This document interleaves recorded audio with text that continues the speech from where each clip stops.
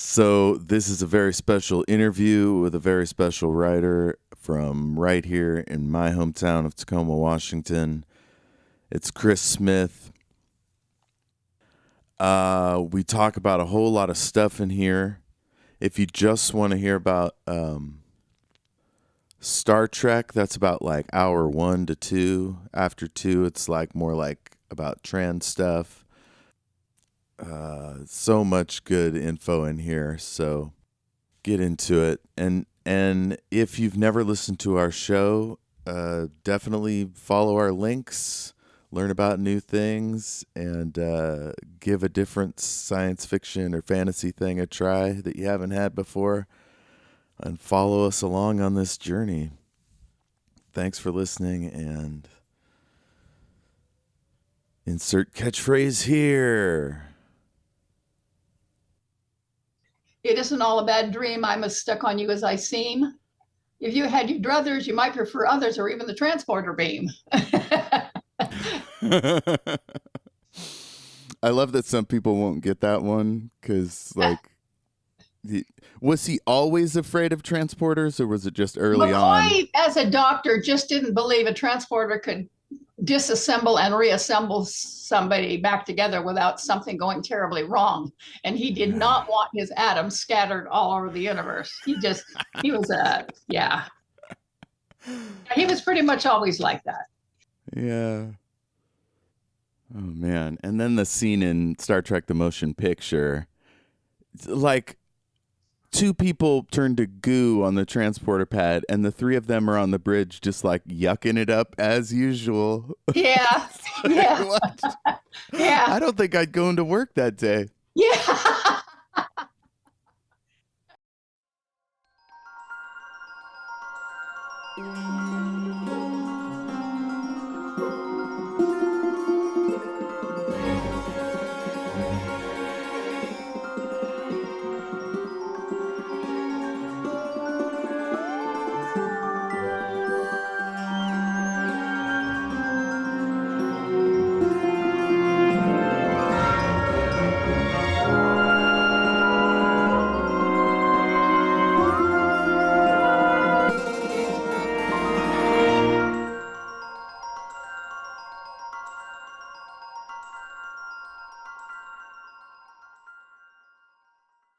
Welcome back to the Great and Secret Knowledge, a speculative fiction podcast. I'm Jeff, and with me this week is writer and friend of DeForest Kelley, Kris Smith. Hello, Kris. Hello. Hi, Jeff. How's it going? Oh, couldn't be better. I just finished your book, so I have lots of questions, some fun quotes. But before we get into that, why don't you tell the listener kind of who you are, what it's all about, where you're from, just simple details. Well, I was born in Tacoma, Washington. And when I was 10, we moved to Cle Elum, Washington. From the time I was very, very little, I always wanted to write. And I started writing just about as soon as teachers started teaching me how to string words together. And I got stuck on it. I mean, I'm, right down the rabbit hole. And so by 3rd and 4th grade, I was writing Roy Rogers stories. When Star Trek came along, I was writing Star Trek stories. I mean, I was just jumping in with both feet. And the teachers liked them so much, they were reading them to the class, which embarrassed me because I'm not a stage presence. One of the neat things about being a writer, I say, there's a quote that says, writing is show business for shy people. So it was like jeepers. I was proud that they were reading my stuff, but I was also embarrassed by it because it kind of put a spotlight on me. And I didn't even like my own birthday parties because it puts a spotlight on you. I like the fact they liked the stories, but not that they had to say, and Kris wrote it, Just one second. I want to respond, but my pen just died. I'm going to find a backup. Okay. You were talking about writing, Roy Rogers, Star Trek stories. Yeah. Oh, and, being talked about in person. Yes. Is not your bag.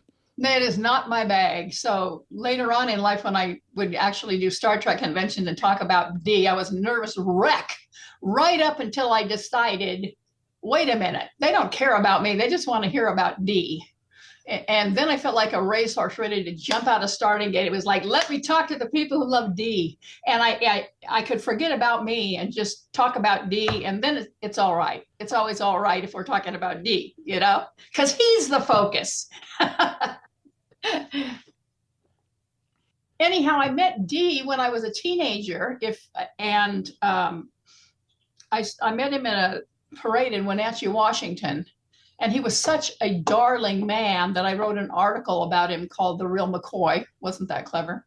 And my teacher read it and said, wow, this is a really good article. Why don't you send a copy to Mr. Kelley? And I went, what? I don't write to movie stars. And he said, well, look, if you impress somebody as obviously as he impressed you, wouldn't you want to know? And I said, yeah, but he's an actor. He probably hears it 10 times a day, basically, no, I don't want to do that. And he basically just pulled rank on me and said, send it. And I knew he could give me a bad grade and whatever, listening to the teacher or whatever. So I sent it off and I figured his secretary would see it. And there's another little cute little fan letter. But his secretary was his wife. And she said, Dee, take a look at this. And they both liked it so well that they sent it to TV Star Parade, which back in the day was a big New York publisher. And they wanted to publish it as a special holiday article. So Dee wrote back to ask me my permission to have it published, and I was so excited. My parents had to peel me off the ceiling. I couldn't believe it. To have my favorite actor launch my writing career. And they just continue to encourage me from then on. Absolutely, forever. And you're just one step away from having it made. You're just a great writer. You're as funny as Dave Barry, and on and on and on and on. And so they were my chief cheerleaders in life, DeForest and Harlan Ellison. I remember the day my mom said I should have a sitcom, and I just thought, well, she's my mom. Like, she doesn't know what's funny. Exactly.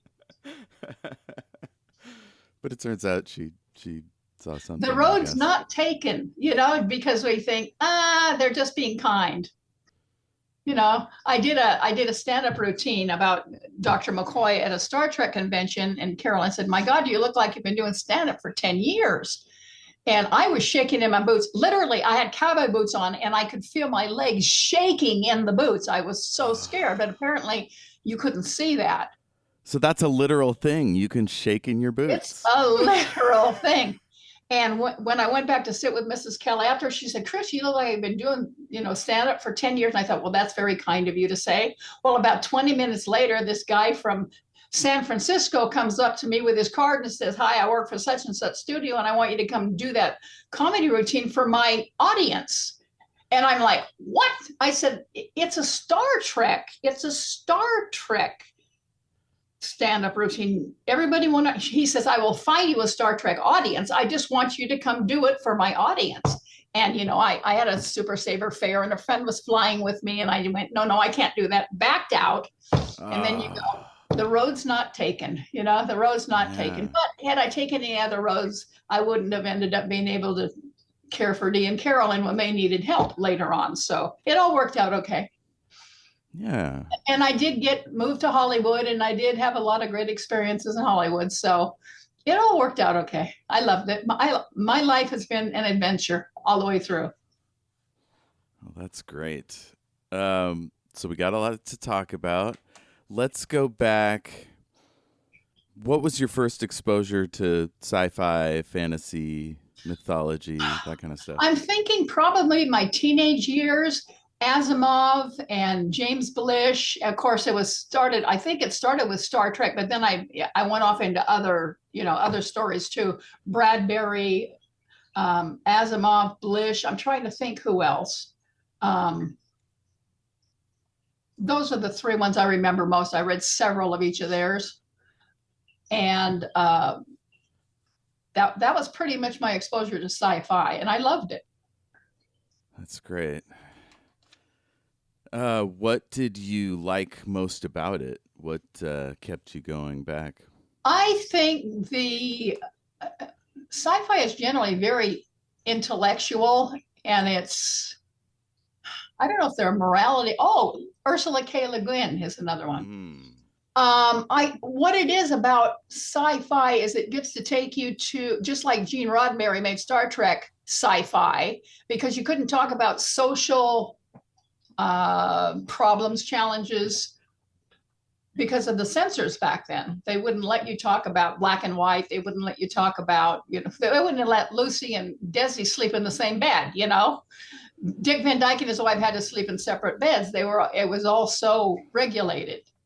And so science fiction gave you the opportunity to go somewhere else and kind of remove yourself and yet find your commonalities with the stories that were going on. And so for me, it just was like an adventure in living in another world and yet finding commonalities and similarities. That sounds a lot like where I was with Star Trek. Like, it's a world where people do good and it makes a difference. Yes. Yes. I mean, some of their stories were so cool, like the salt monster. McCoy hated to kill the salt monster because it was the only one left. And he said, forgive me, and he kills this. And then the horta with the egg, she was just protecting her babies.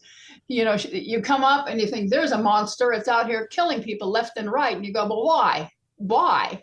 The why is kind of important. And that sci-fi also gave me the opportunity to say, wait a minute, I'm hearing one side of this story. If I was living in this other person's shoes or in this other person's existence or culture, how would they be experiencing it differently than I do? And so I always say, because I'm a reader, I feel like I've lived 5,000 lives instead of just one. I've been able to live inside someone else's skin for a while. And that's made me empathetic and sympathetic and pretty progressive. Politically, I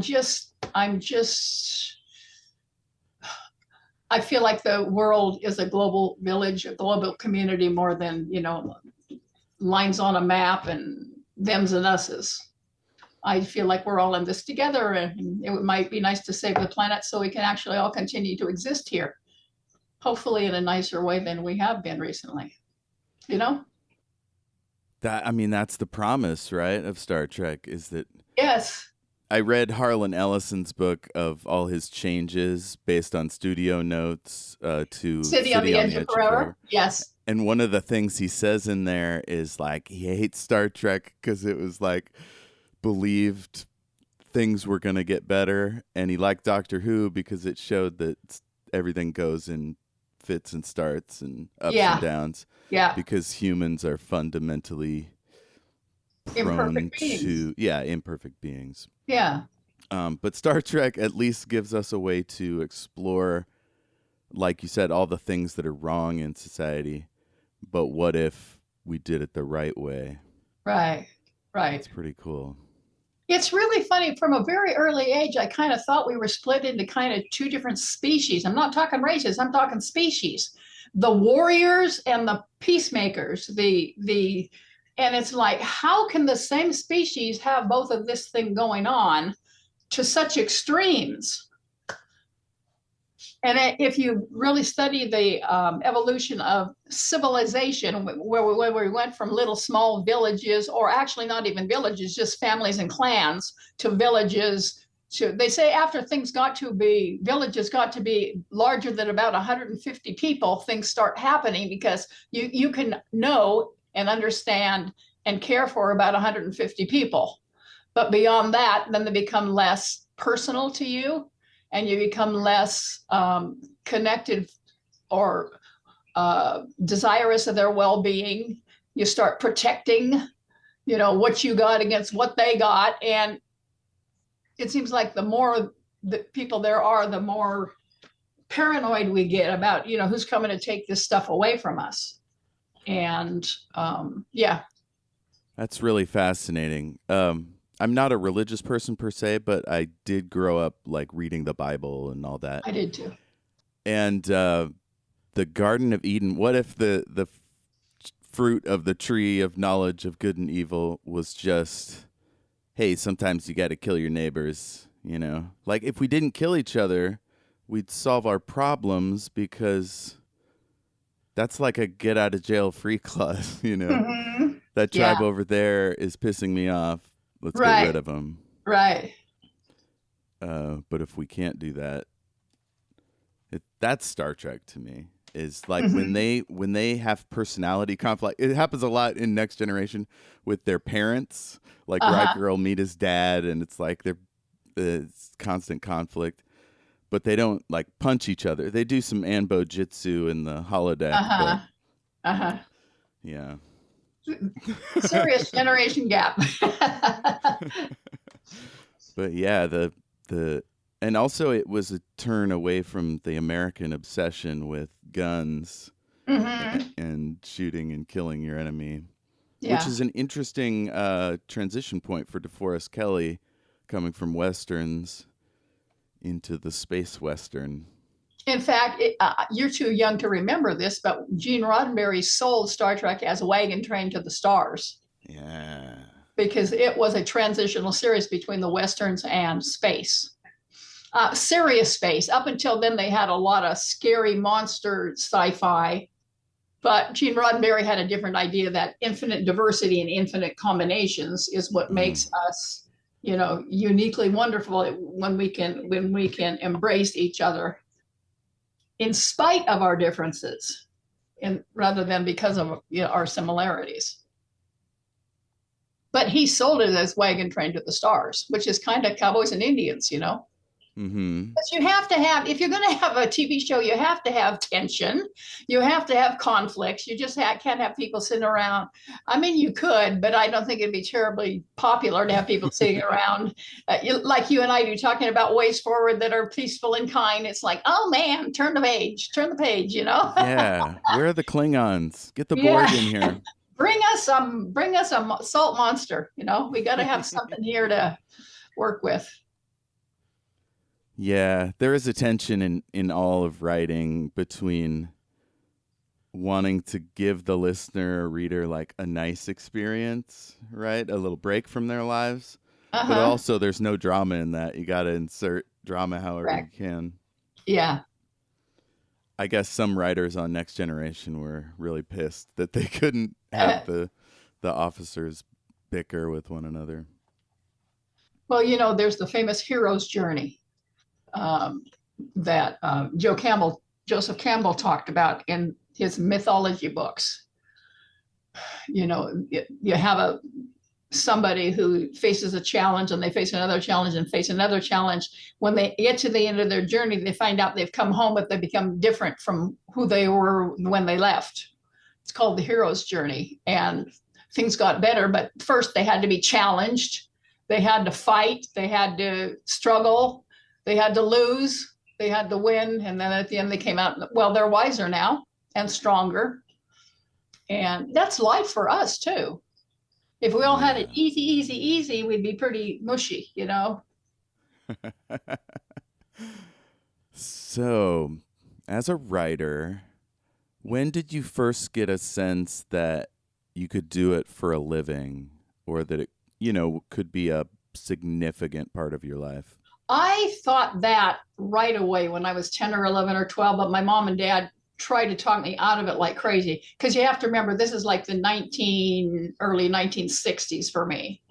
And most of the well-known writers making a living were men. And there were maybe, 50 magazines in the country. They didn't know the information age was coming. They didn't know computers were coming and that people would need a lot of writers. So they kept trying to discourage me. But then I had teachers telling me, you're great, keep going. And I had authors like Pulitzer Prize winning authors telling me, you're great, keep going. And I had DeForest Kelley telling me, you're great, keep going. So I actually wrote a book called Yay Sayers, The Good Guides, because I wanted to convince teenagers who are up against this, no, that's not a real career. If you want to be a musician or a podcaster or a writer or any of these things that are creative and out of the outside normality, um, you get a lot of parents who love you dearly, absolutely love you. They're not trying to discourage you. They're just afraid for you. They're afraid for you. They're afraid you're going to have your heart broken because it won't happen.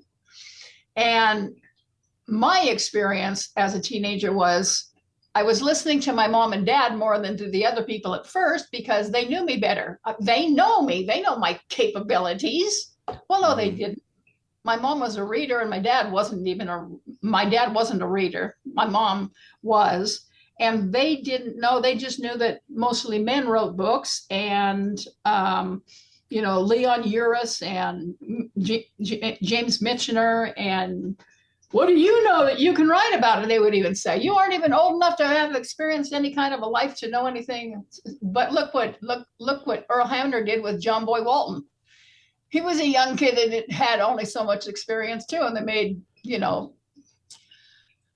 an iconic series out of it. So anyhow, I just have these people on the outside of my family who were saying, you can do this, you can do this, you can do this. So I wrote a book encouraging teenagers, listen to the yay sayers in your life. The naysayers may love you. They're just scared for you. They don't want your heart broken. But if you listen to the yay sayers, especially if they happen to be in your same field, writers, actors, producers, musicians, directors, if they see something in you and they encourage you, and you just told me a story about yourself earlier on before we got on here, someone encouraged you and you thought, yeah, oh, but that was a parent, wasn't it? It was, yeah. I had a few outside the family that still sustain me to this day. I had an English teacher in high school, Linda Blair, not that one. Right. And yeah, I wrote some comedic haiku, and it turns out I kept making them funny without even trying. And and she was like, "You could do this. You keep doing this." And when I started my podcast, my earlier Arts and Issues podcast, I'm simulcasting this one. So everything is awesome. When I started this, I had her on to talk about her work. She was a musician, and it was really nice to be able to say thank you to somebody in person. Yes. My thank you to Dee and Carolyn. They encouraged me my entire writing career. My thank you, fortunately, was actually being at their bedsides, and helping them. And it was so, because there's no way you can pay somebody back for that kind of encouragement. But if you can be there when they have a need and just fulfill that need for them, it feels like I'm giving back. This isn't taking a thing from me. This is my thank you. Thank you for being such an incredible part of my life. And that I felt so grateful that I could. It was hard. It's hard to watch somebody you love die, but I had gone through it with my mother, and they knew I could do it. They knew I was strong enough to do it. And Dee and I particularly had this comedic thing going on so we could keep each other's spirits up. So it was a blessing. It wasn't easy, but it was an absolute blessing. And I look back on it as, wow, I was able to really, really pay them back, Yeah. So that's fabulous. That's terrific. Wow. Well, another point of synchronicity, other than you just happening to live in the same city I live in, is that my dad just happened to go in the hospital a few days ago. Yes. And half of your book is about helping Dee and Carolyn through this process. And so not only is your book just a good read generally, I'm whipping through it, but then I get to that section and I'm like, 2 weeks ago, I wouldn't have related to this as hard. So yeah, I tend not to be one of those people like, oh, there's a sign, but definitely it's nice when things line up that way, when something comes into your life right when you need it. Yes. Yeah. I had one lady who was a professional caregiver who said, she read my book and she said, if you're ever a caregiver, you should read my book because it tells you how to do it, in quotes, the right way. I mean, to be there for them, to cry with them when they cry, to ignore what's happening with them when they wanted ignored, to just let them live their lives until that tag goes on their toe, just be there and be a part of whatever it is that's happening. Allow them to have their transition, which whatever it is, as comfortably and generously as you can. Everybody wants to hold on to these people that we love, and you got to eat more, you got to do this more, you got to do whatever. And you got to, at some point, they say, I don't want to eat anymore, I don't want to drink anymore, I just want to go. Well, that's hard, but you just go, okay, if it was me there, I would want somebody to honor my wishes. Oh, and yeah. You just have to go with the flow, because you can't save somebody who is terminally ill. You just have to be there for them. And a lot of people I have found, dear friends, just scatter like mice. They just can't deal with it because, oh my gosh, someday that might happen to me. It just scares them to think people die. People die. Everybody dies, And I had a good role model with my mother, because she was like that for our neighbors and stuff. And so I learned, and her mother before her was a midwife. She helped bring babies into the world. So I come from a kind of a caregiving generational blessing, I guess you might call it. It's never been an odious, scary thing to me to take care of somebody. It's always been kind of a mutual blessing. Yeah, when I got to the section where you described massaging Dee's legs and like lotion and all that, I thought that is such a mitzvah, a loving thing to do for somebody. And I was like, could I do that? I know I could do that for my dad, like if it comes to that.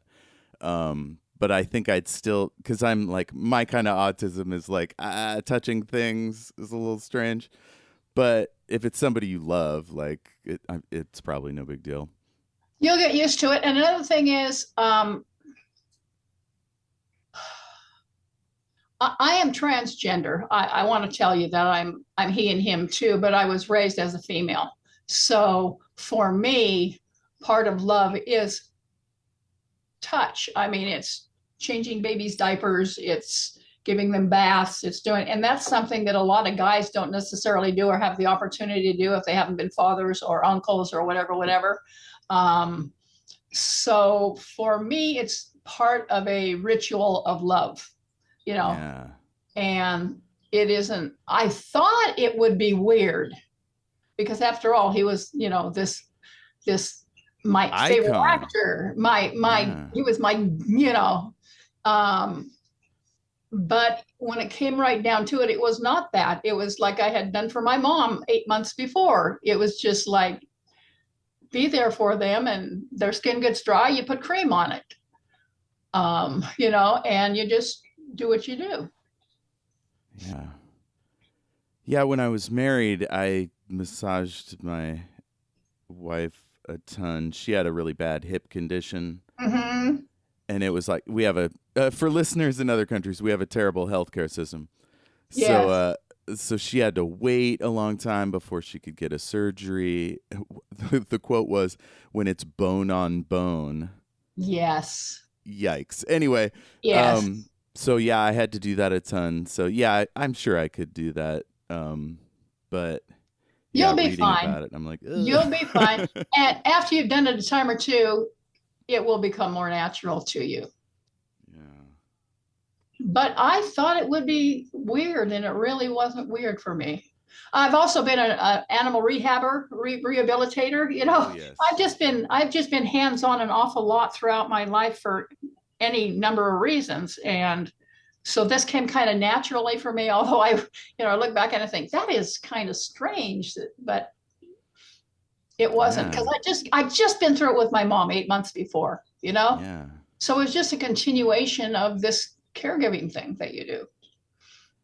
So one thing that's interesting, when you lived in Cle Elum, and maybe no, because you were in Tacoma before that. So in Cle Elum, like you made a reference to baling hay. Yes. So there was a farming element to your life somewhat. Yes. Talk us through what that was like. Did you have a favorite animal, or like did you help them give birth? Like when did I that am an whole thing animal nut. I think 2 of my books are about animals. Um, I have helped cows, calves. I've helped goats, I've helped cats, kitten. I'm dogs, puppy. I've helped horses, foal. Yes, I've been again, like I said, I've been hands-on pretty much my whole life with different various species. Did you know Dr. McCoy, in between his periods of service with Starfleet, he was an exotic veterinarian on another planet. That's what he Wow. said he was doing. He's an animal lover too, D was. And he said, "Oh, you want to know what I was doing? I was an exoplanet veterinarian working with animals.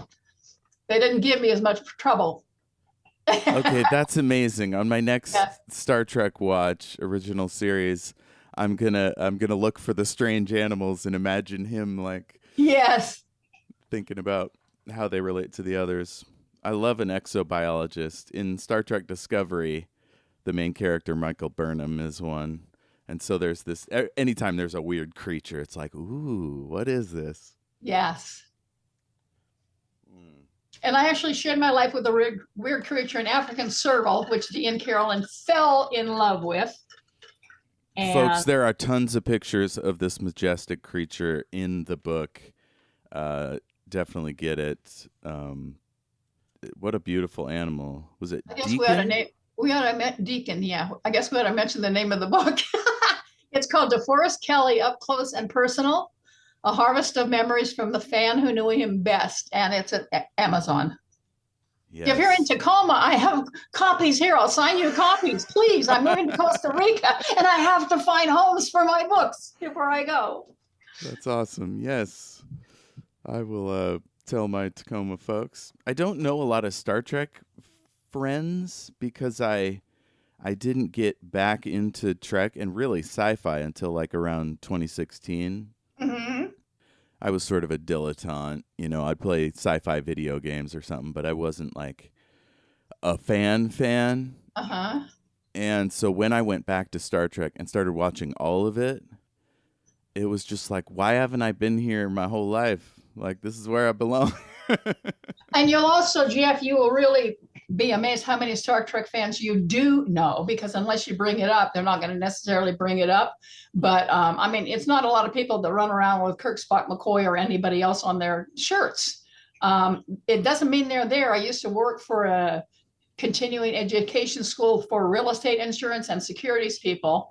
And I had a picture of DeForest up on the wall and me. I think it was DeForest and me up on the wall. And people would walk in and look at that and they would just about genuflect. It was like, oh my God, I love Star Trek and I love Bones. I wouldn't have known that if I didn't have a picture up. So you know a lot more people than you think you know who are Star Trek fans and Bones fans. That's fantastic. Something like 54,000 messages of sympathy came in when Dee died in the first week. 54,000 people saying, oh, I can't believe it. I just can't believe it. He was my favorite. Or he was my second favorite. Or without him, the whole series would have been, so much more bland, and et cetera, et cetera, et cetera. Yeah, I mean, he was the beating, bleeding heart of that show. He was us. He was us on the Enterprise. He had that old-fashioned throwback Southern charm. Total Earthling on the Enterprise, experiencing it all for the first time. It was all, you could just see him going, what? Okay, we'll deal with this. Yeah, and like at first when I watched it, I was like, he's kind of speciesist against Spock, but really he was the viewer pointing out what's weird about Spock. It was like, or what's different anyway. Not only that, but and he evolves, of course, over time. Absolutely. And he loved Spock. I mean, he would have died for Spock. But I think what he was trying to do, I never discussed this with Dee, but I think what he was trying to do was help Spock embrace his human half, which Spock absolutely did not ever want to do until later on. He wanted to be a Vulcan, and that's all he wanted to be. He felt like Earth was, like a different social class or something. And he just didn't want any part of that thing happening. And so McCoy was always nibbling away at that. You know why you're Yeah. not afraid to die? You know, he was always nibbling away. It's like, you're afraid to feel anything. You Yeah. know, you're afraid to feel. You're great at thinking, but you're afraid to feel. And so I never considered that. I mean, I heard some people say he was a racist. He was not a racist in any way. He was just trying to get Spock to relax and just relax, you know. So yeah, it was and a very embrace compassion as well. Yeah. Because Spock would say, well, you know, we're 150 pounds overweight. If somebody doesn't volunteer, we'll have to choose somebody. And McCoy like, oh my God, it sounds so easy to you. It sounds like an equation, you know? And he's like, well, it is an equation. If we want to live, somebody has to die, you know? And it's like, oh, you know. Is McCoy's that the like, one where the Galileo is stranded yes, and they're trying to repair it? Okay. yes, yes. And it's like, McCoy is like, you're talking about people I'm the doctor of. I can't just, you know, we'll choose one of us, you know. And yet many times they offer their own lives for other people. You know, they said, I'll be the one. I'll be the one. So, yeah. Yeah. Well, I got to say, I think even though it's uncomfortable sometimes, those moments, it's preferable to get the stuff out and talk about it rather than just hide it. Like a true racist of the time would be like talking shit about Spock behind his back, right? Rather than like, let's think about this. Or, and there were instances of that. You know, Kirk would say, "You leave that in your quarters." Yes. You know? Yeah. Oh, that's a great line. So yeah, he didn't say it was gone. It was just, you're not going to treat anybody with any less respect or deference than you would treat anybody else. Not here. Yes. Oh, man. What was that moment like when I think 20 years had passed, close to it, and you decided to, I can't remember, did you decide to get in touch with Kelley or did you go to the convention? There was going to be a 20th anniversary celebration in Spokane. And since he had my article published 20 years before, I had since become a pretty frequent writer, and I wanted to get in touch with him, basically to thank him for having launched my writing career. So I sent him a brief note saying, I owe you a long overdue hug for launching my writing career, and I hope to see you in Spokane.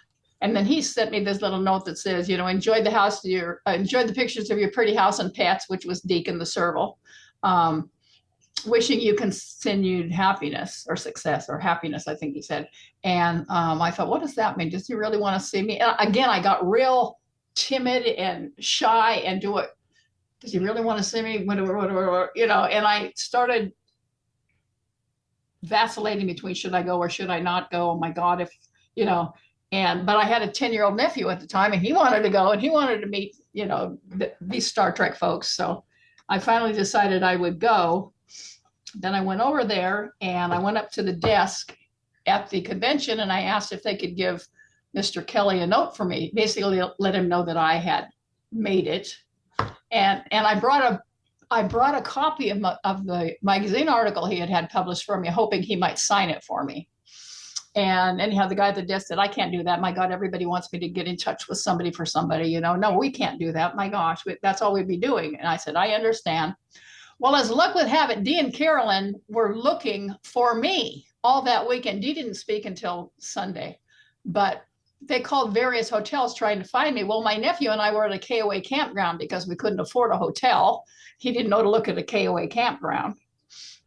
So Sunday comes up, he comes on stage, and I'm sitting on the floor about 10 rows back, you know, near the stage, but he didn't recognize me.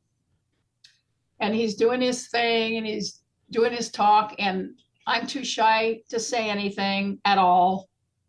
But then finally he looks at his watch and I realize, you know, if I don't say something right now, I'm going to lose the opportunity to thank him and I have to do it. And I raised my hand, but there were like 3,000 people in the room and there were all these hands, but for some reason, thank you, he picked me. he said, yes, you. And I said, I just wanted to thank you for launching my writing career. And he says, are you Kris? And I said, yes, yeah. And he says, I've been looking all over for you. Well, that threw me for a loop. Absolutely. I was stunned silent. And this Phil Donahue type comes up and shoves a microphone in my face, expecting me to say something. And I'm like, oh, my gosh. So I whispered, hoping no one else would hear, into a microphone, get you. May I give you a hug? And he says, you certainly may. Get up here. So I get up there and I pat him on the back and say, thank you so much. Thank you so much. He says, we're pleased to be back in touch. Don't lose touch. And I said, okay. I get back down off the stage, and not terribly long after that, he left, and Phil and I ran around the corridor to see if we could catch him backstage, and he was there, and I said, oh, Mr. Kelley, I hate to slow you down. And he goes, oh, no, Kris, what is it, And I said, well, I just wondered if I could get a picture with you. And he said, absolutely. So we had a picture. And then a little bit later on, Phil and I were wandering around the convention, and in the restaurant there, the entire Star Trek cast who were at that convention were gathered around a table eating. And Phil looks at me and I go, we cannot interrupt them at dinner. Phil, no, we can't do that. And he said, okay. So then pretty soon Dee gets up and goes into the men's room, and Phil looks at me and I went, you're not going into the men's room. He goes, no, I wasn't thinking of that. I was thinking I would just stand outside, and when he comes out, I could have him sign my book. And I said, okay, but I'm going to go hide. This is a great scene. You write it so well. Yeah, I didn't want him to think it was me that had put him up to this. So I'm hiding around the corner, and pretty soon Phil comes around the corner grinning. And he goes, I got it. And he said, I made a mistake, though. And I said, what? He said, when it first came out, I was nervous. And I said, hi, I'm Kris's aunt. and Dee said, you are? And he goes, no, I mean, Kris is my aunt. And he goes, oh, okay. He says, where is she? And he says, she's hiding around the corner. Kids. Oh. So anyhow, okay. So then not that much longer after that, it's time for the convention to end, and I'm standing in this room filled with Star Trek fans talking to a computer programmer from Seattle, and clear across on the other end of this long, lobby way, Dee and Carolyn come out, and Dee spots me across the room, and he goes, Kris, and they start heading in my direction, and I'm like, I cannot believe this, I'm floored. And he's got Carolyn by the hand, and they're making their way over to me. So I thought, well, I need to at least meet them halfway. It just said, don't stand there like a bump on a log. And I got to the middle, and he said, I just wanted you, do you remember Carolyn? And I said, oh, yes. And she grabs my hand and she says, don't lose touch. We always wondered what happened to the little girl who wrote so well. Anyhow, that's the beginning of the book. And it covers the rest of this 30-year evolution of this amazing friendship that every fan would die for and never ever in their lives ever imagine they could achieve. Okay. And I almost didn't write it because Terry Rio was going to write his biography From Sawdust to Stardust. And I thought, there's one book about Dee, and then she wanted to interview me for her book because I was his caregiver at the end of his life. She asked me a question I couldn't answer. She said, how did you go from being a fan on the outermost reaches of fandom to being at his bedside when he passed away? And it threw me for a loop. I said, I have no idea. That's something you would have had to ask Dee. And she goes, Kris, you know the answer. You just have to connect the dots. Because I'm a journalist, I've been keeping journals my entire life. I went back and I connected the dots, and I found out how that happened. But I wrote the book for me to find out, how did that amazing thing happen? Because it to me, it just sounds like a complete super fantasy, a fan's fantasy of, the best things that could ever happen to you. Well, until the end, anyhow, I had a thought halfway through, which was, sorry, I was out the side of the mic. I had a thought halfway through that perhaps that's why you're so detailed in your descriptions of these moments. So It people is. won't claim you're just doing fan fiction or whatever about a real person. I had literally when the first edition came out, the only what I would call bad review was she made this whole thing up. There is no way that could have happened. And then in the second edition, most of those pictures are confirming, yes, that happened, and yes, I have this, and yes, that was there. And I wanted to provide proof. I could give you, I don't know if I can show you this. I'm going to try. Right now, I am preserving all of my journals. Can you see all those journals in the corner there? Yes. Well, maybe if I can get it there. All those journals. Yeah. I mean, and that's just from 1989. That whole stack there is about the time I moved to Hollywood. But I just preserved probably half again that many of the years moving up to that. So I've got the proof. Hell yeah. I've got notes and letters and funny things. So my second book, I thought, well, I have to really, document some of this stuff because it does seem too unbelievable to be true. Well, and also it's hard with all the evidence of our senses to see men really at any level of power, but especially public facing, trained actors. Surely they've got all these dark secrets. They're not very nice. They treat their employees badly. They're a terror on set. They're Bill Shatner, basically. And that's so not the case from the first moment you met him to the bitter end, or the happy end, however you see it. Yeah. That he's a good man. He was a good man. And the funny thing about it was I've had some bad experiences with guys.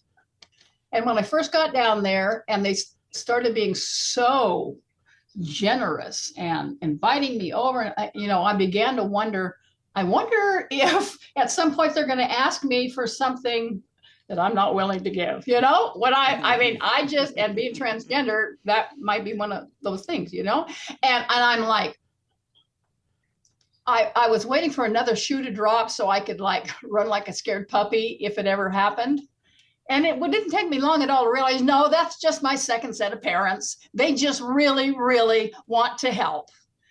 And that's why it was, and at that point, I became so completely relaxed and felt completely safe with them. And it happened early on. I mean, as soon as I got down there, pretty much, but for a while, my guard was up. You just don't know when you think you know somebody and you don't know them very well. And I was a little hesitant until I realized, well, that is silly. Yeah. Not with these two. These two are the full meal deal. They just really are wonderful people. Oh, and for all my Kirk fans, if I can just back up really quick. I don't know Bill personally, and I've never heard any stories of him being nasty to people, to young women in the business or whatever. But a little prickly at least. And so, yeah, we hear these stories, and here's this guy just being good to people and being gracious and protective of his time because he knows he'll just sign everything and spend time with everyone. Yeah. Yeah. It's just a beautiful exploration of this. I mean, this would be a great book if he wasn't famous.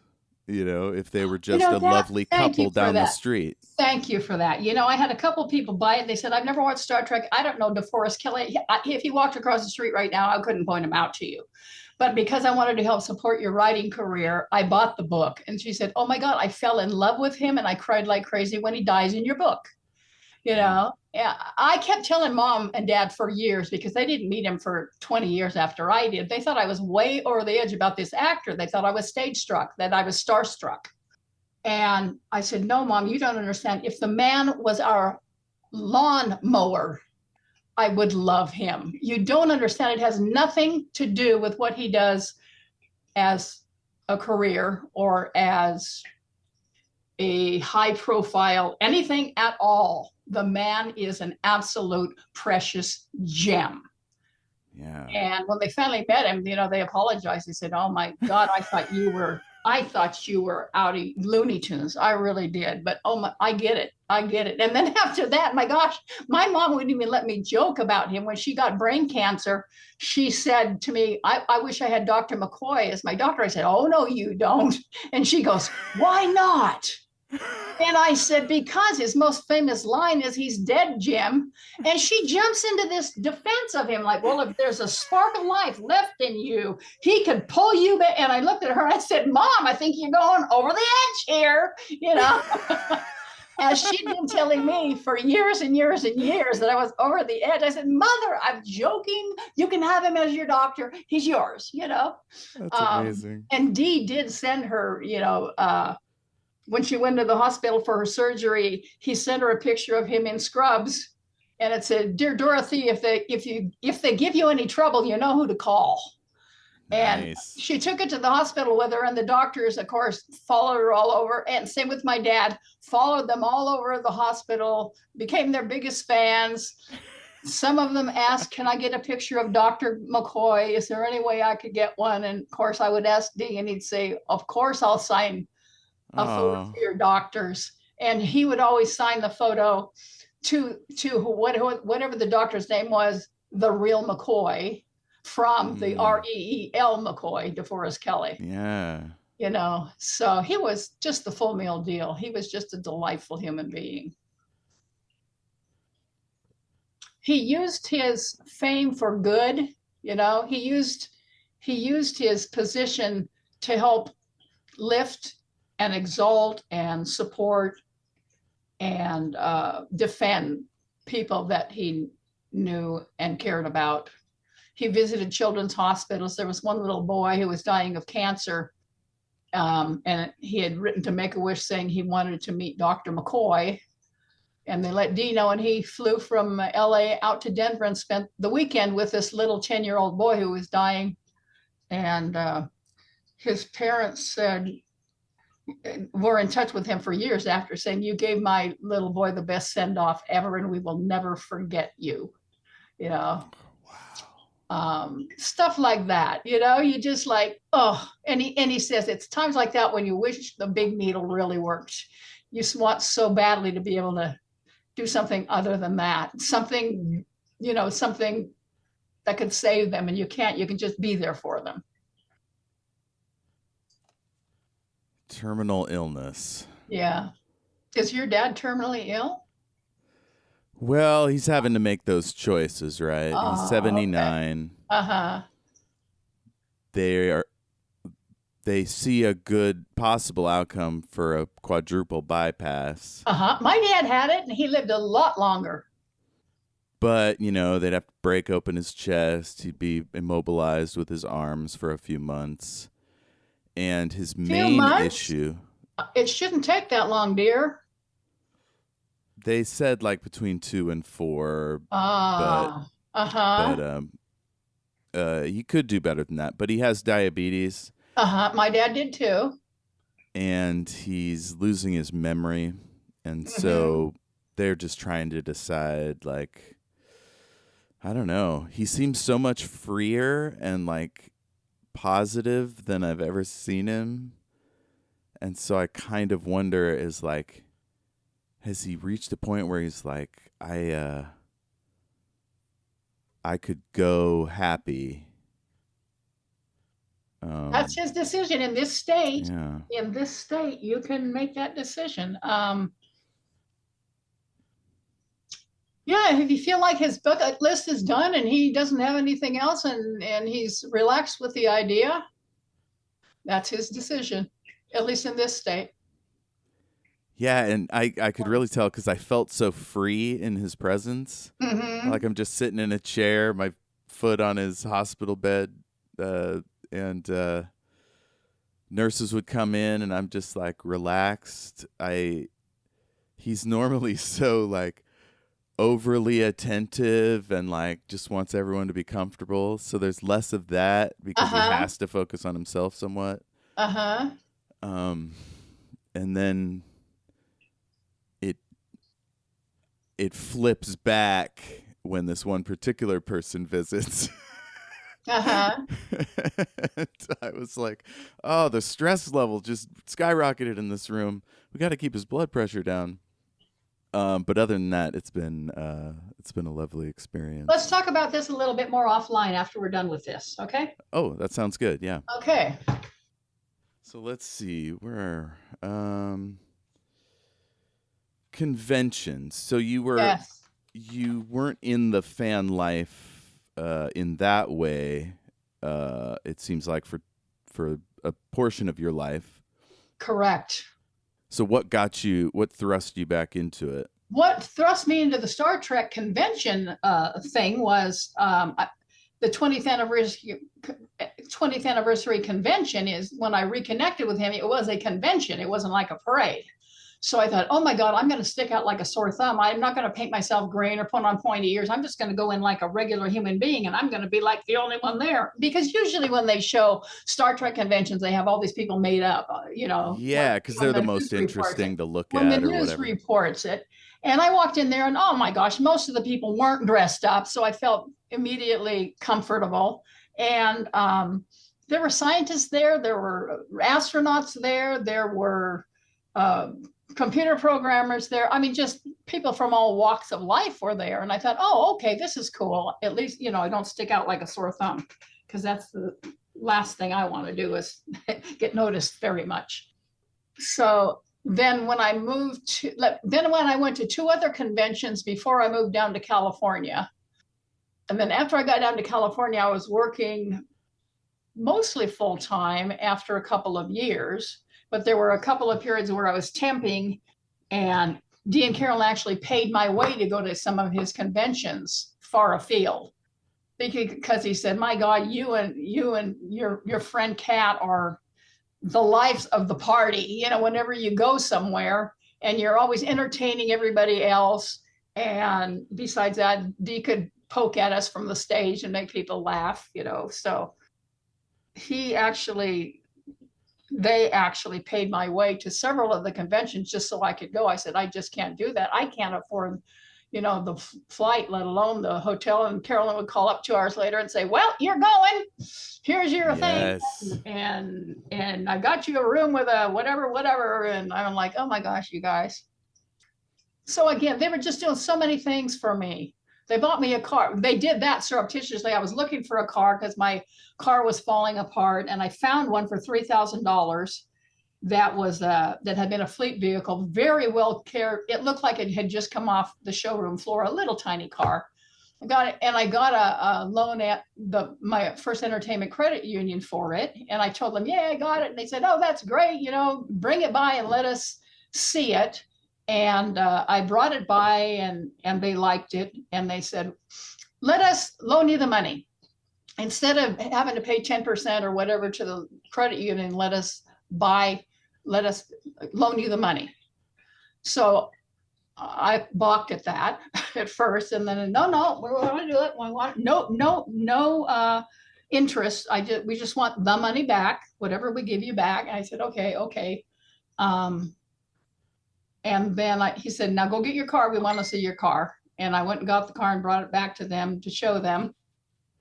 And Carolyn said, that's your car. You do not owe us a dime. That's, wow. And I'm like, no, yes, no, yes.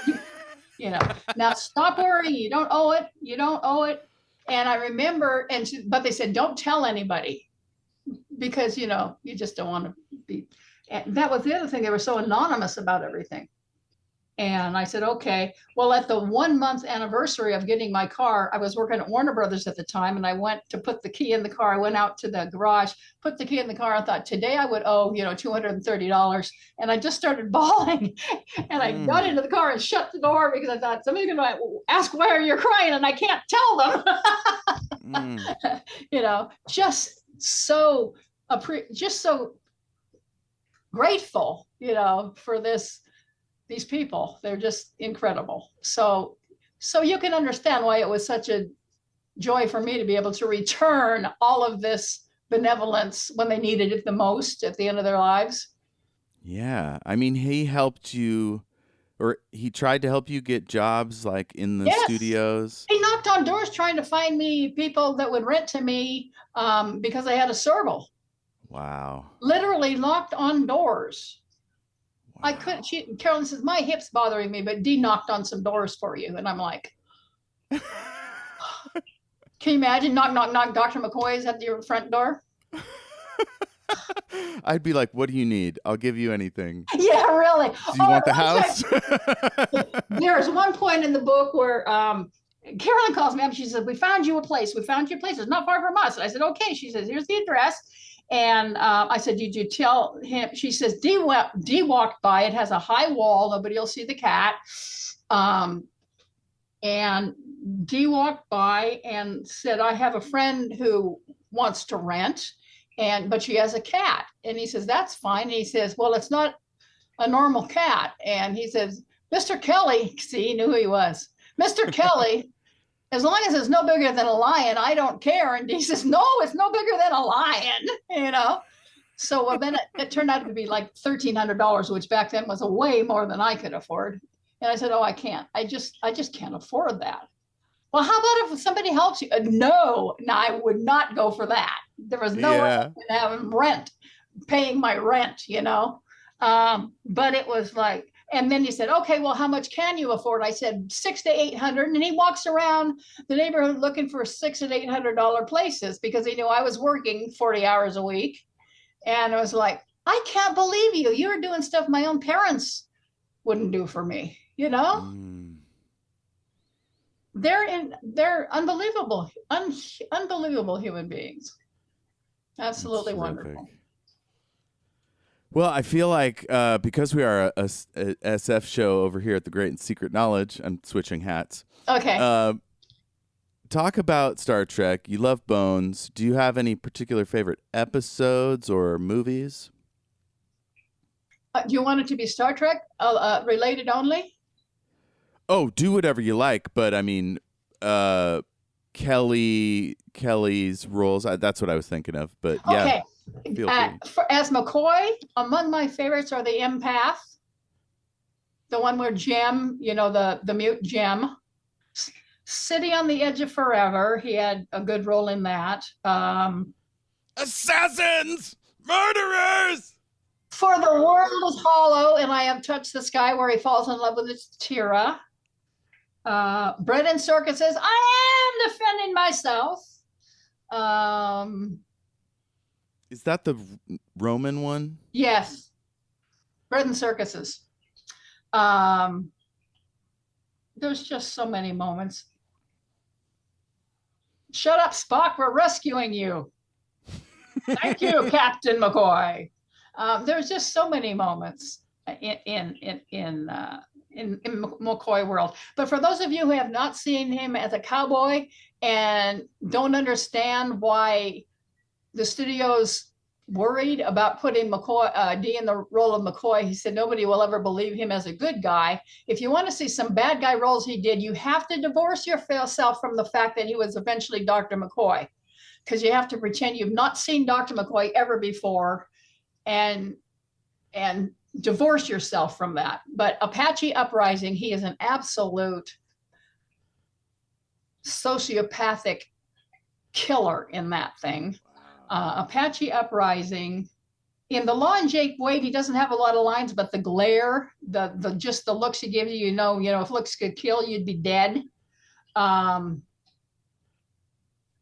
He often played ne'er-do-wells, you know. In Warlock, he actually ends up being kind of a good guy, but at first he's a guy who falls in with the wrong crowd. Curly Burn, he falls in with the wrong crowd, and the more evil and deranged they get, the more he backs out of it, and at the end he kind of helps Richard Widmark win against them.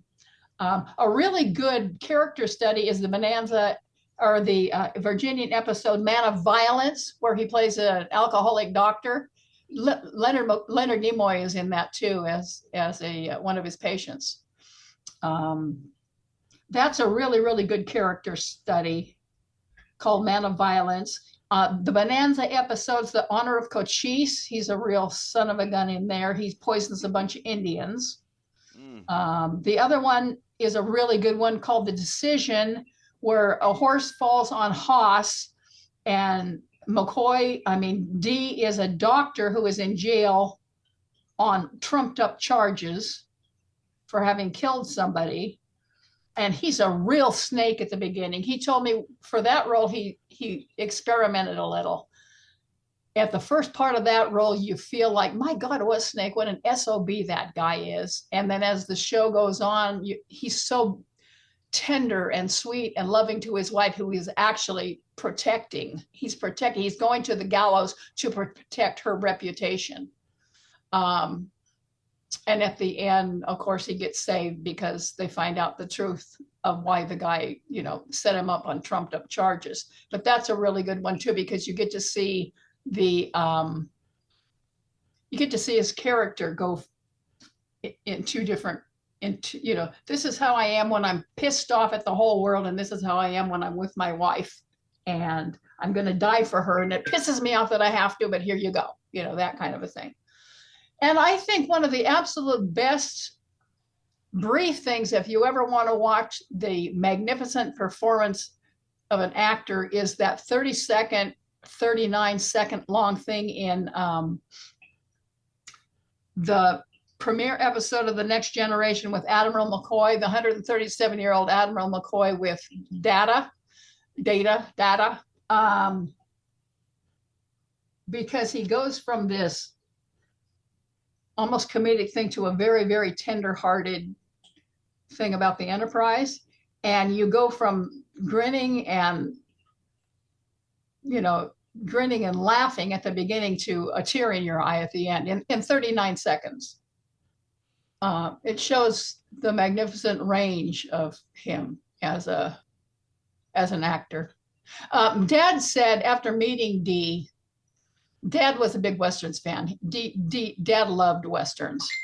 And he said, after meeting you, I think you deserve an Oscar for those actors, for those badass cowboys you played, because there is nothing, absolutely nothing in you that reveals to me that there's any of that inside you at all. I mean, you're just the most gentlemanly, sweet guy I've ever met. And how could you do that?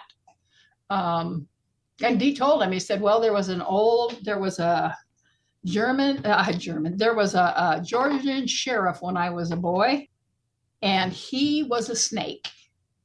And he said he would stand on the corner and he would look and he would watch, and the impression he gave you was, I can't wait for you to step out of line because it would delight me to kill the hell out of you. And he said, that's what I was trying to channel when I was doing that stuff. And he did it. He said, I was the kind of guy who could smile and then shoot you, Wow. So if you've never seen him as a cowboy, check out some of those things and you'll see why the studio executives said, nobody's ever going to believe this guy is a good guy. They just won't. Gene Roddenberry had to screen a couple of other things that he had done, that Dee had done for him, 333 Montgomery, and another police story, not the one that made it on TV, but to prove to the execs, no, the guy's an actor, he's not a killer. And they finally relented and said, okay, let's see how this goes. And by the second season, he was, a co-featured, one of the top, it's one of the big three. Was he in the second pilot? No, he was in neither pilot. He was in the first episode, which was the man trap. The first episode that aired was the man trap. Yeah. And that was with Nancy the Salt Eater. Nancy the Salt Monster. Strangely enough, John Hoyt was the first. John Hoyt was the one who got him on trumped up charges in that Bonanza episode I told you about. John Hoyt. And the other one was, who was the other one that they had up as the doctor? Paul Fix. Paul Fix and John Hoyt were the first two Dr. McCoys and pilots. Did Dee and Carolyn ever talk about, I don't know, social issues, things brought up on the show that kind of stuff? During a TV interview for Midday Colorado, one lady from the audience asked Dee if they had had any psychology, if he had studied psychology or something like that in school to give him insights into Dr. McCoy. And he said, no, I never did have a psychology career, but it's, thank you for thinking that I did, And social issues. I know in an interview in '68, Dee said that he was a liberal. I mean, for a Georgia guy, he was a liberal. So that was kind of out of step with most people in Georgia back in the day. Paul Winfield, who played Captain in one of the Star Trek movies, Paul Winfield, the black actor, you know who I'm talking about? Oh, okay. He told Dee one time, I have never known anyone from the South who was not prejudiced except for you. I know you are not. Wow. And Paul Winfield said that again later in an interview, and Dee kept it in his wallet, literally folded up that little thing and kept put it in his wallet. Because Dee said, I grew up as the son of a poor preacher man, and every fourth Sunday or so he would preach in a black church, and many of my boyhood friends were black kids, and he didn't have any of the racist whatevers that generally pass from generation to generation at the time he came up in the 20s and 30s. And it's already pretty clear that he wasn't a misogynist, No. at least around you. No, not at all. He believed. It was really funny because one time he made a joke about, he said, I met Carolyn, we were doing a play together. And at the end of this play, she loans me $5. Well, at the end of the play, I forgot to give it back to her. And I kind of wanted to go out with her anyway. So I said, hey, I still have your $5. Do you want to, go to dinner with me and help me spend it? And she did. Ooh, and of course, smooth. They fell in love. Yeah. And they ended up getting married. And then Dee said, after the story, he said in the convention where he was telling the story, he said, and she's been helping me spend it ever since. And a bunch of the ladies went, ooh. He goes, I'm not a chauvinist. She works harder than I do on my career than I do. She's That's the secretary. awesome. She's this, that, and the other thing. She's my driver. She does all of the business aspects. I just act, Wow. But I mean, it for that moment, it felt like, oh, that's a chauvinist thing to say. Yeah. And another thing he said is, I make the money, but I make the living, but she makes the living worthwhile. Yes. Oh, what a great line. My God. A couple of pages. I thought I'd, I don't suppose you have the 2015 edition handy. In front of me? I could get it. Are there page numbers on it? Yeah. Okay. At least on mine. Let's see. I believe I can get to it.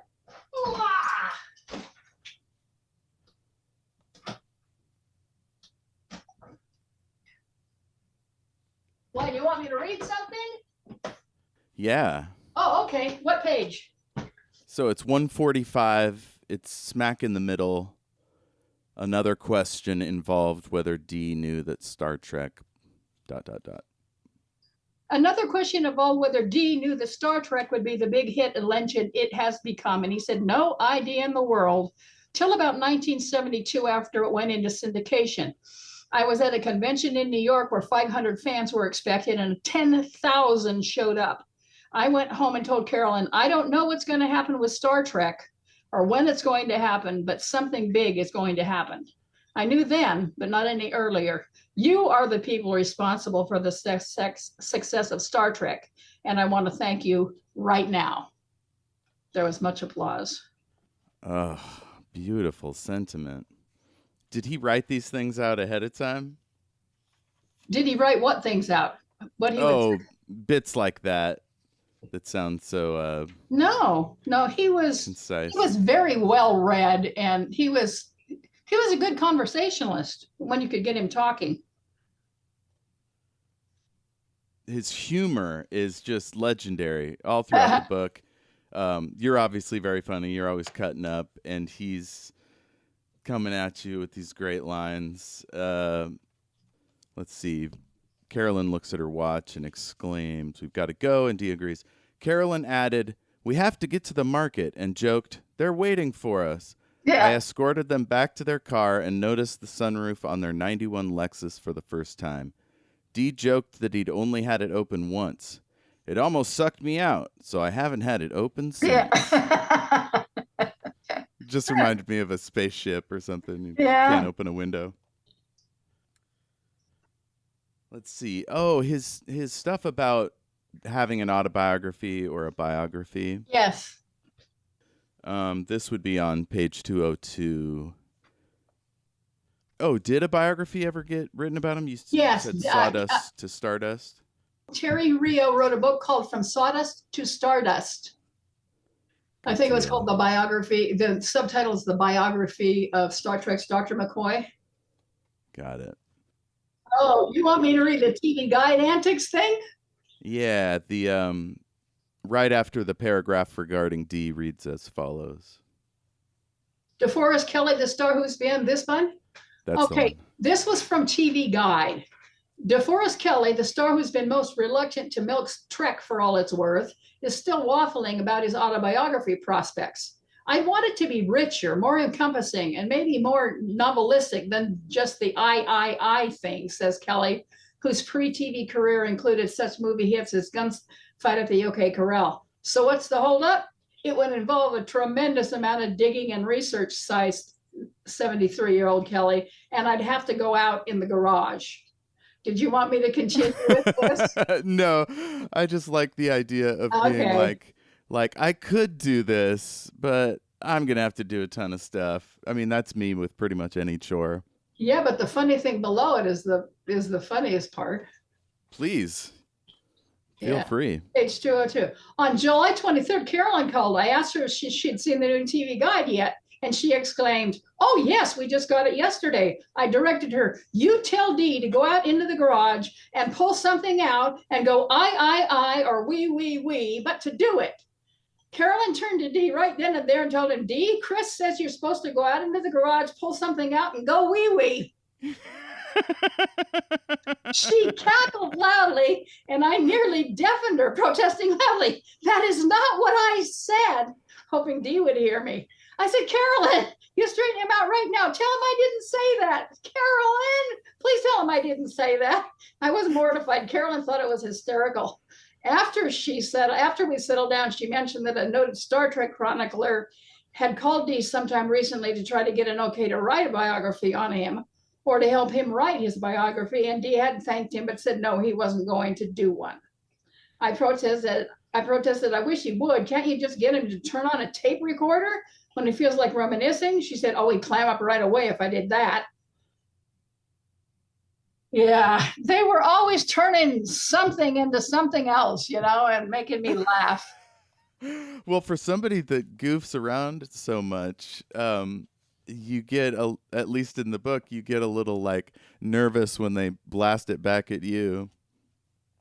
Yeah. Misinterpret things in a sexy way or whatever. Yes. Yeah. My safe sex jacket.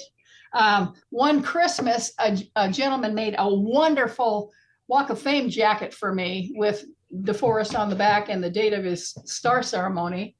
And Dee and Carolyn knew ahead of time I was going to get it because they'd received a picture of it. And so they called me the night I got it, and they said, "I heard you got something special from Tom." And I said, "Oh, yes." And she said, "What is it?" And I said, "It's a DeForest Kelley Walk of Fame jacket." And she said, "You like it?" I said, "I love it. I don't even want to take it off at night." And she said, "Oh, so you want to sleep with my old man, eh?" And I said, well, safe sex is best, you know. That's amazing. At first I'm like thrown for a loop, and I think I have to come back with something here. Well, safe sex is best, you know. And she cracked up, you know, that kind of stuff. Yeah, fun stuff. Okay, I'm moving forward quite a bit here. Let's see, Valley Forge. That was a convention in New York? Yeah, Valley Forge, Pennsylvania. Pennsylvania, sorry. Yeah. And he read some poems. Yeah. And this one was really like moving. It's on page 211. I see it. Which one? The long one, Time? Yeah, time is really the blink of an eye. Dee wrote this. Time is really the blink of an eye. Where do they go, those who die? What is below? What is above? What is in store for those we love? All that's been written and all that's been said still does not answer what happens to the dead.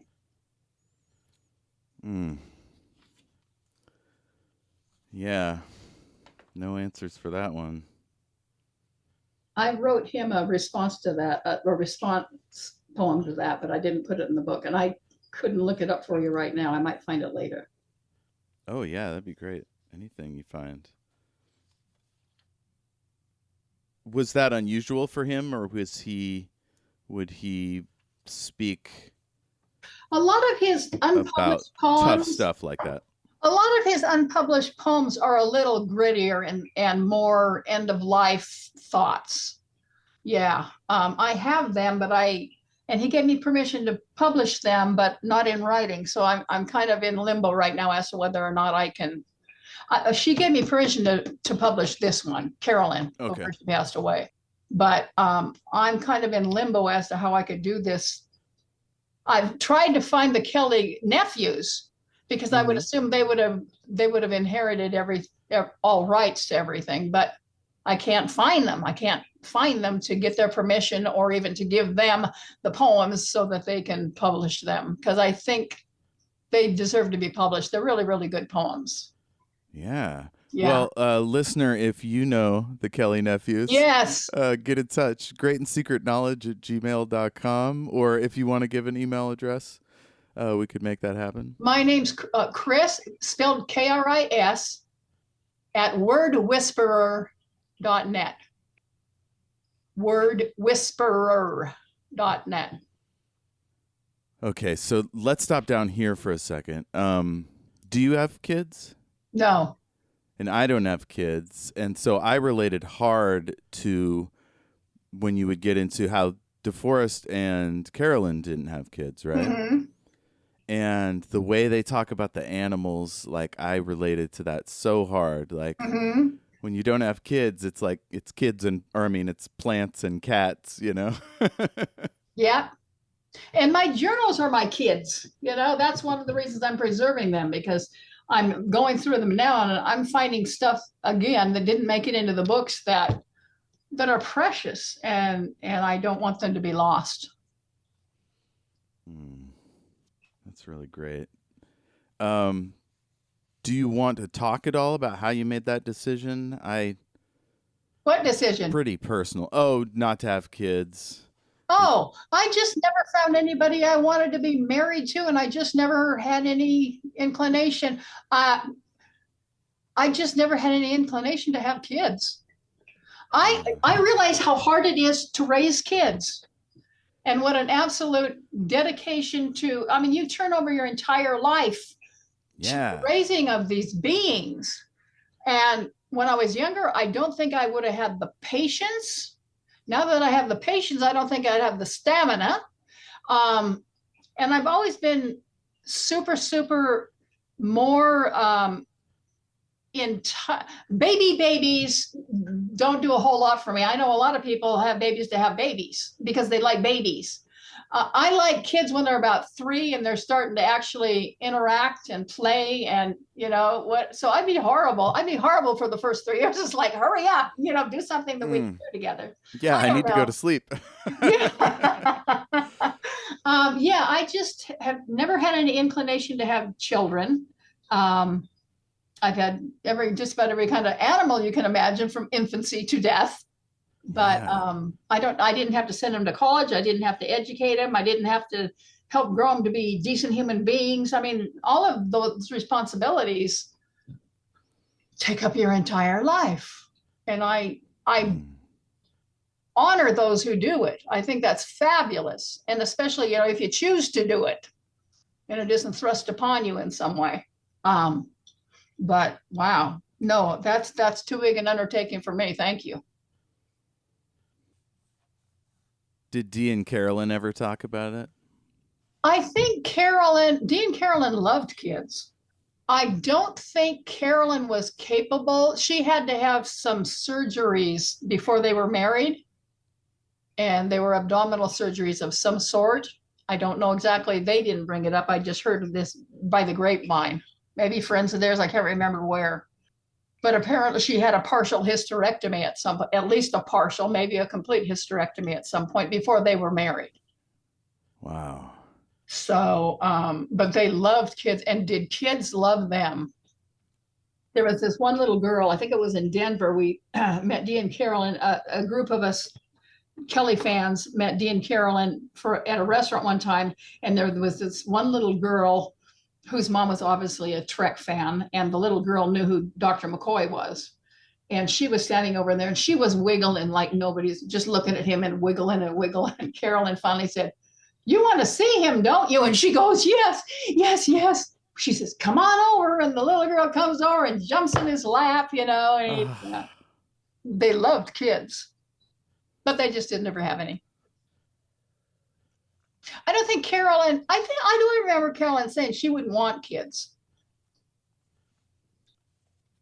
It reminds me of my aunt and uncle. My aunt had epilepsy, and Mm-hmm. they just decided to love each other till the end, go Yeah, on trips, be yeah. creative, do music. As wonderful as kids are, like, we get a lot more creative stuff done when we don't have to Kids crimp your turn our style. lives over to them. Kids absolutely crimp your style. But that doesn't mean that the people who are willing to do that aren't wonderful, wonderful, wonderful people for doing that. Because I tell you, it's way beyond my ability to even imagine that kind of dedication. I just can't imagine. Yeah. And then we, like I said, we pour a lot of that love into animals. And nieces and nephews, and people you can send home at night and that actually get a good night's sleep. Don't have to be up with the kids throwing up on your shirt at 2 a.m. in the morning. I mean, yeah, true. I'm looking at all the bad things that kids are. Kids are also a lot of wonderful, wonderful, good things. But again, all of those things, good and bad, take time. Yeah, yeah. And I couldn't have had nearly the adventures in my life I've had if or made any of the contributions I made in my life if I had children or other people to think about, other than how many people will drop their job and go help somebody who's dying. That's something that you can do when you're the only person you're responsible for is you.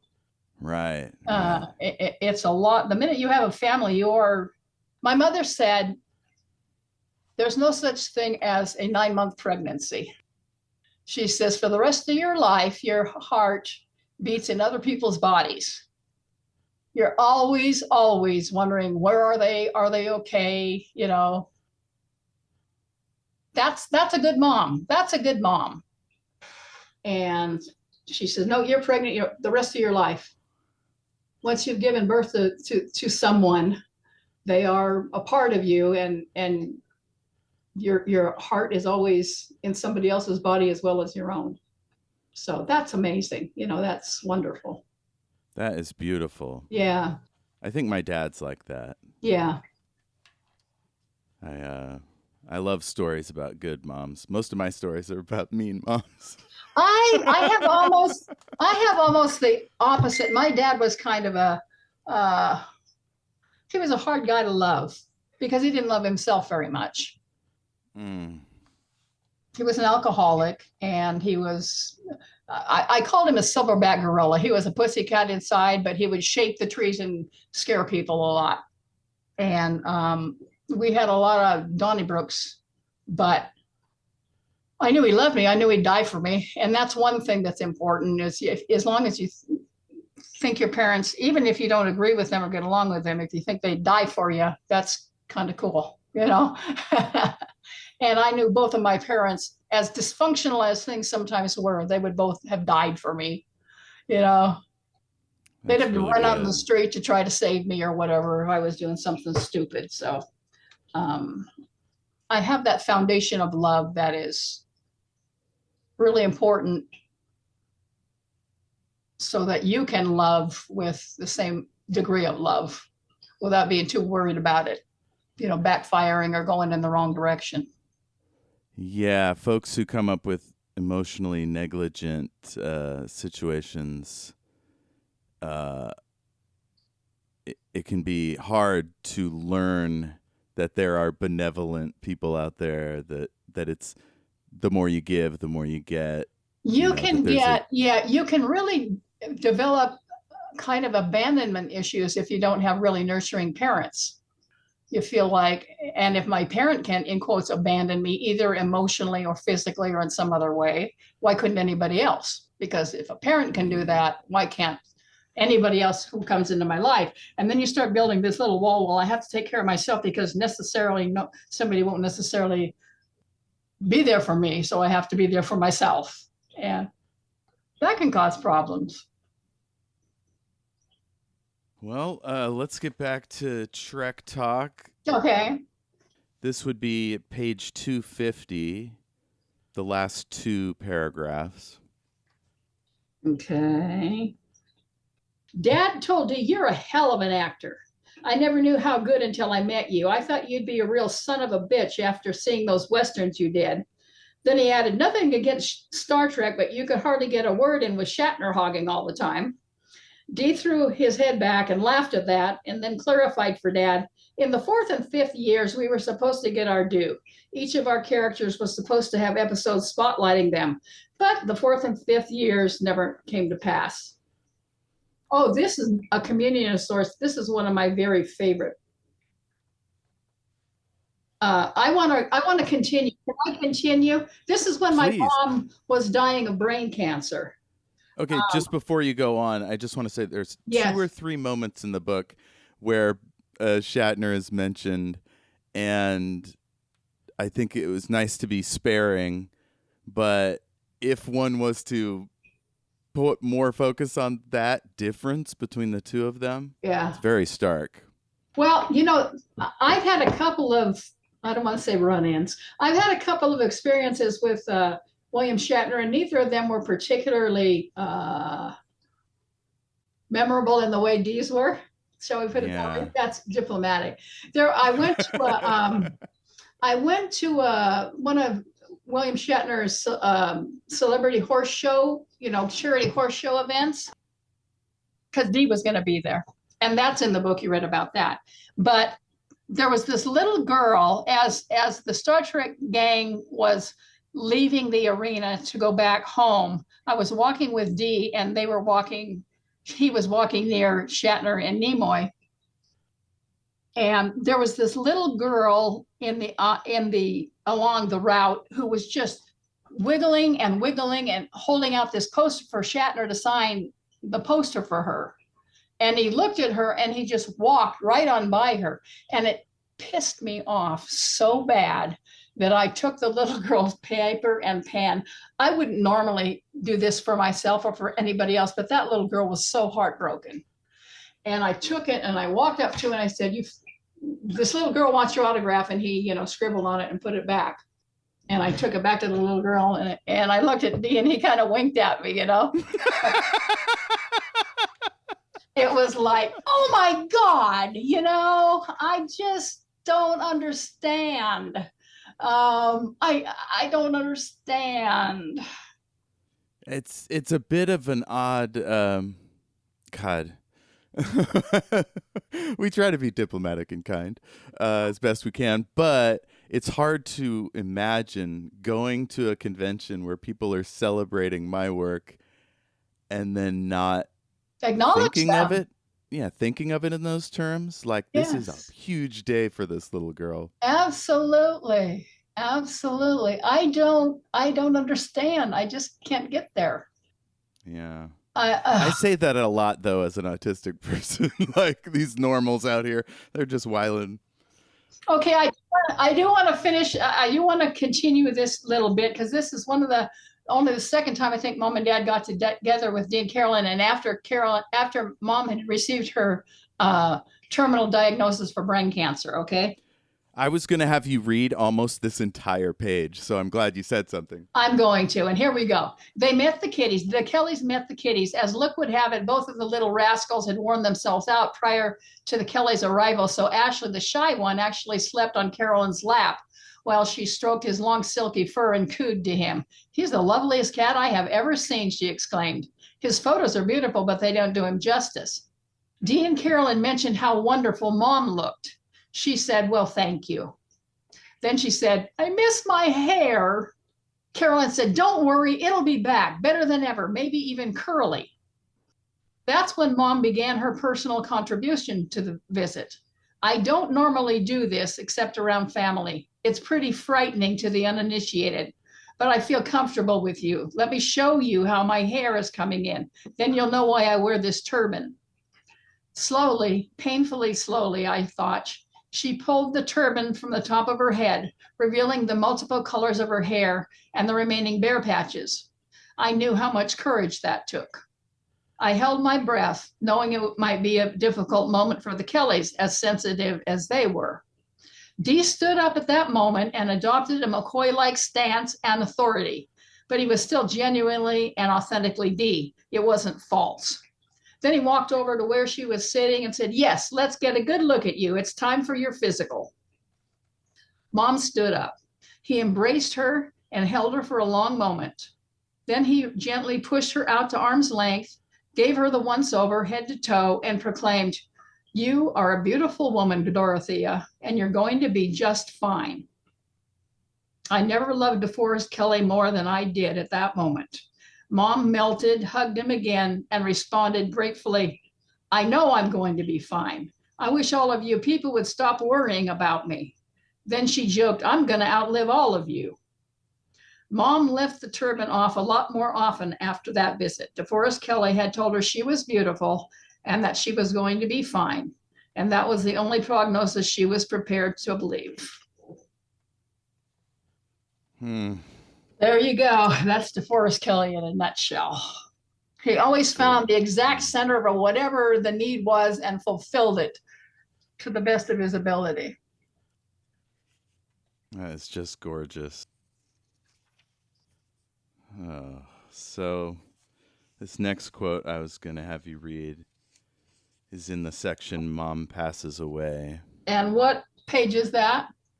256. It's the second paragraph from the top. About 10 days before her death on October 23rd, she refused food and drink altogether. The hospice people told us the time would probably come when she would do that, so we were advised but far from prepared. The death watch had begun. I began to sing Kumbaya softly, leaking tears like crazy almost every time she would doze off. The song provided the desperately needed comfort my aching soul needed. The final evening, just before slipping into a coma, Mom gave Dad and me her last instructions. The first was, don't fight. In Mom's presence, Dad and I had been discussing his health issues and why I felt so strongly that he should curtail smoking and drinking and take better care of himself. The other one was, don't be upset by my death. I held her hand in mine and started to leak tears. I told her, Mom, I'm not upset. Oh boy, this is fun. When I cry, it's just the love leaking out. She nodded and her eyes welled up just a little. I continued after a long pause, as hard as it was to hear myself say it. It's okay for you to go whenever you feel ready. I will miss you. I will never forget you.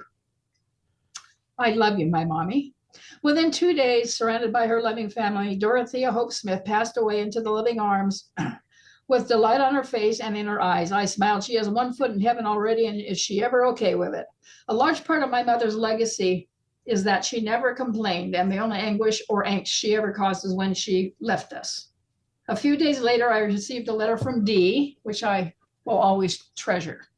Dear Kris, consider this a note of congratulations for you and your family for the magnificent care and devotion that all of you have given to a terrific lady. We know and understand your love for her, for we could feel the goodness that she reflected in those moments that we knew her. With deep sympathy, love, Dee and Carolyn. Thank you for reading that. Mm-hmm.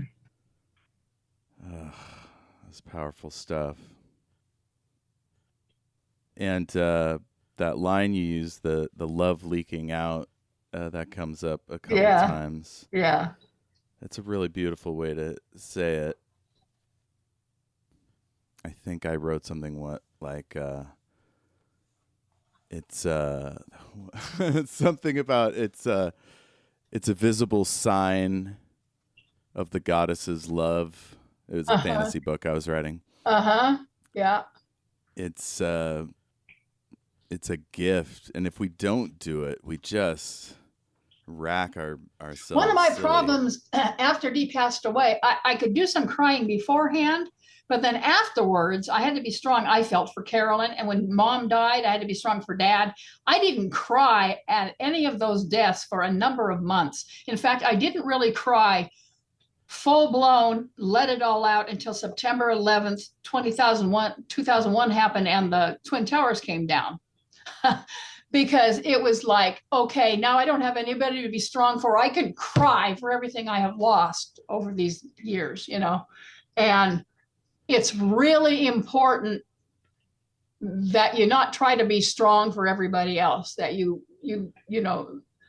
sit with your grief, because again, it's just love leaking out. There's nothing wrong with it. It's a beautiful thing. It really is. But we always try to be, to gut it through. And I don't know why we do that. I really don't know why we do that, because it just has to be cultural, some Puritan. It has to be cultural, and it's not healthy. Well, yeah.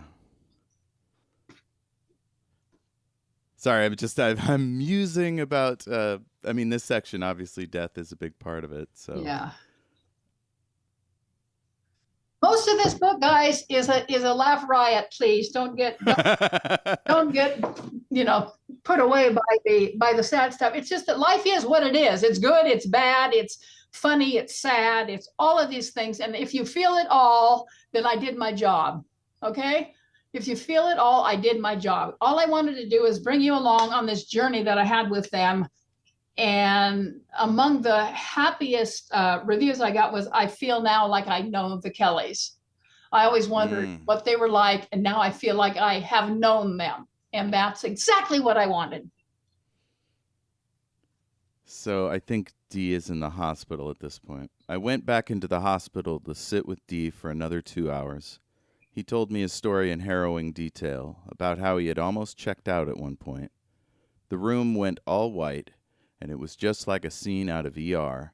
I could see 2 nurses and then a room full of people trying to bring me back, but I was completely helpless to respond. I thought it was all over for me, for sure, but I just kept thinking, I can't go now. I still have things to do. The taxes, Carolyn. What a weird feeling.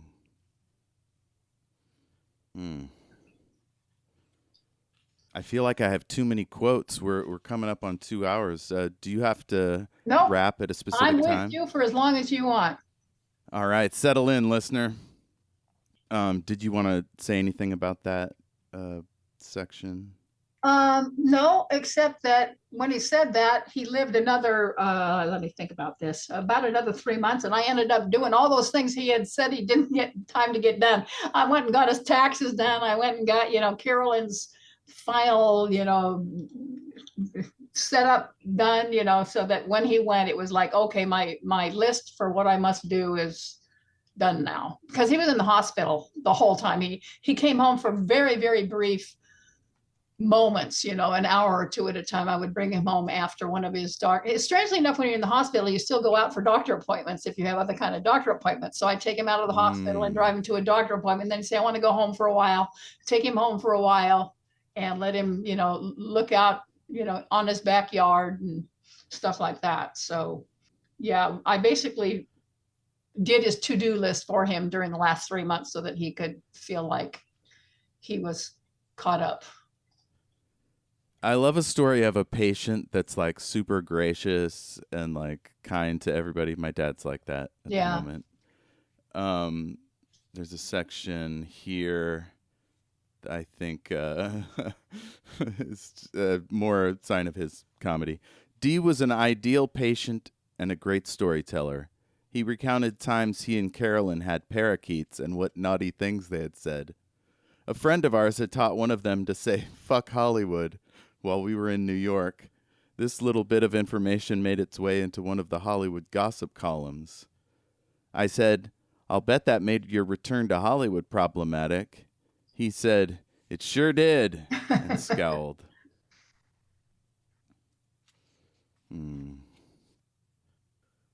What's next? 264. Do you want to read this one? Okay, let me see. 264. And what is it? So it's about 6 lines down. After work, I visited Carolyn. 264. After work, I visited Carolyn for about 2 hours. I told her the best way I can describe how I feel about this is I just hope that 30 or 40 years from now, when I'm in your shoes, there will be someone who loves me as much as I love the two of you. So I won't even hesitate asking them to lend a hand, because I'll know what a blessing it will be for them to help, as it has been for me to help you in this situation. She said, I hope you get your wish and that someone is there for you when you need it. Is that as far you wanted me to go? Yeah, that's just so sweet. It's really nice. I would like that too. Yeah, really.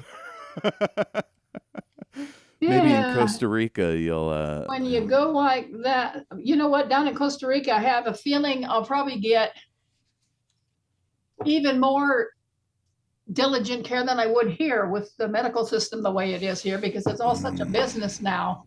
And down there, they really do have an ethic of loving your neighbor and doing right by them. So I'm amazed you didn't find the spot about where his urinary tract infection. That one cracked me up so bad. Did I skip that one? Did you mark it? Because I don't know where it is, but to me that was absolutely sworn. hysterical. Let me find that. Something about a puffy penis. Yes, it was.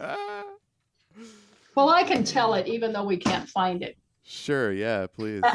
At what, generally I was in the room with him when they would come in and talk about him medically, but I wasn't expecting this. I walked in one day and one of the nurses was saying, I'm going to give you a Bactrim because I noticed you have a urinary tract infection. And he says, right in front of me, he says, oh yeah, I noticed I had a puffy penis this morning. And I'm like, I'm embarrassed. Okay, I'm embarrassed. But I take a beak and I think, okay, this is right for, humor. I said, I said, I had one of those once.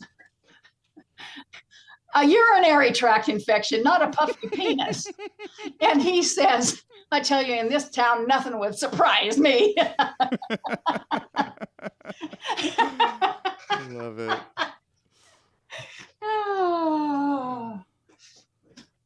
And that's just it. I mean, we were just spending time together, and the doctors would he would start to say, I want to do this spring, and the nurses would kind of put the kibosh on that, and it was like for this summer, and I finally told the nurses, will you let him live his life and not keep reminding him he's terminally ill? Because half the time he kept saying, I can't believe they're talking about me when they're talking about terminal illness. I just can't believe it. Well, if you can't believe it, then play along, And I said, there's no expiration date on your toe. There's no toe tag for you yet. Live your life.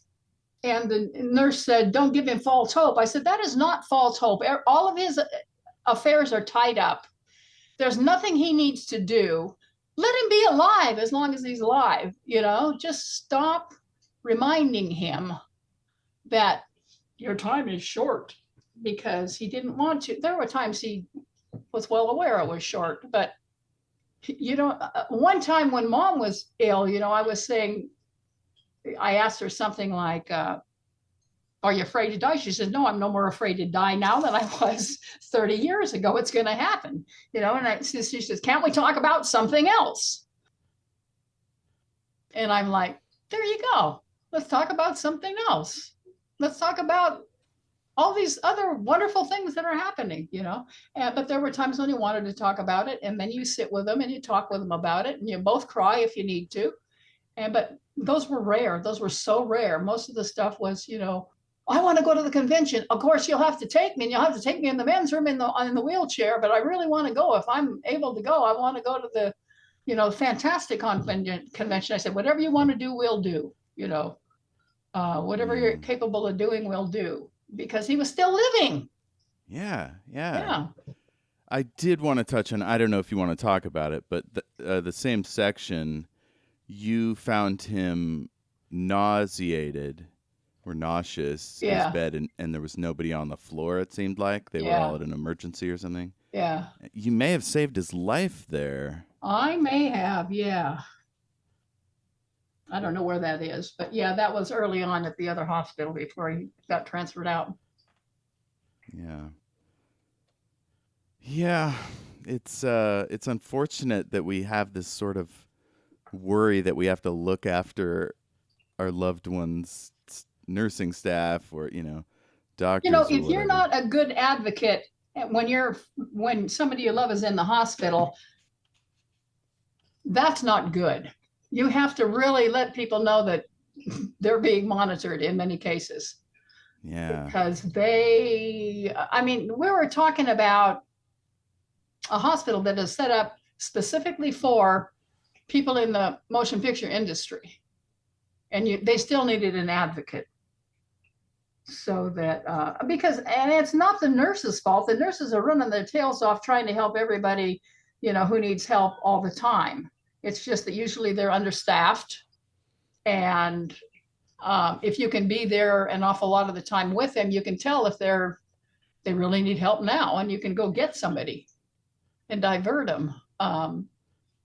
That little call button doesn't always get answered, Yeah, and my dad is so nice that he's just the type of person to let it wait. Yes. And he was like that too. Yeah. So I knew when he pushed a button, he was serious. I don't have a specific quote here, but do you want to talk about Dan? I felt like he was such a loving presence in this section. Yeah. Dan, my boss. Dan Kronstadt was a Star Trek fan. Now, I was working at Warner Brothers, which is not a Star Trek product.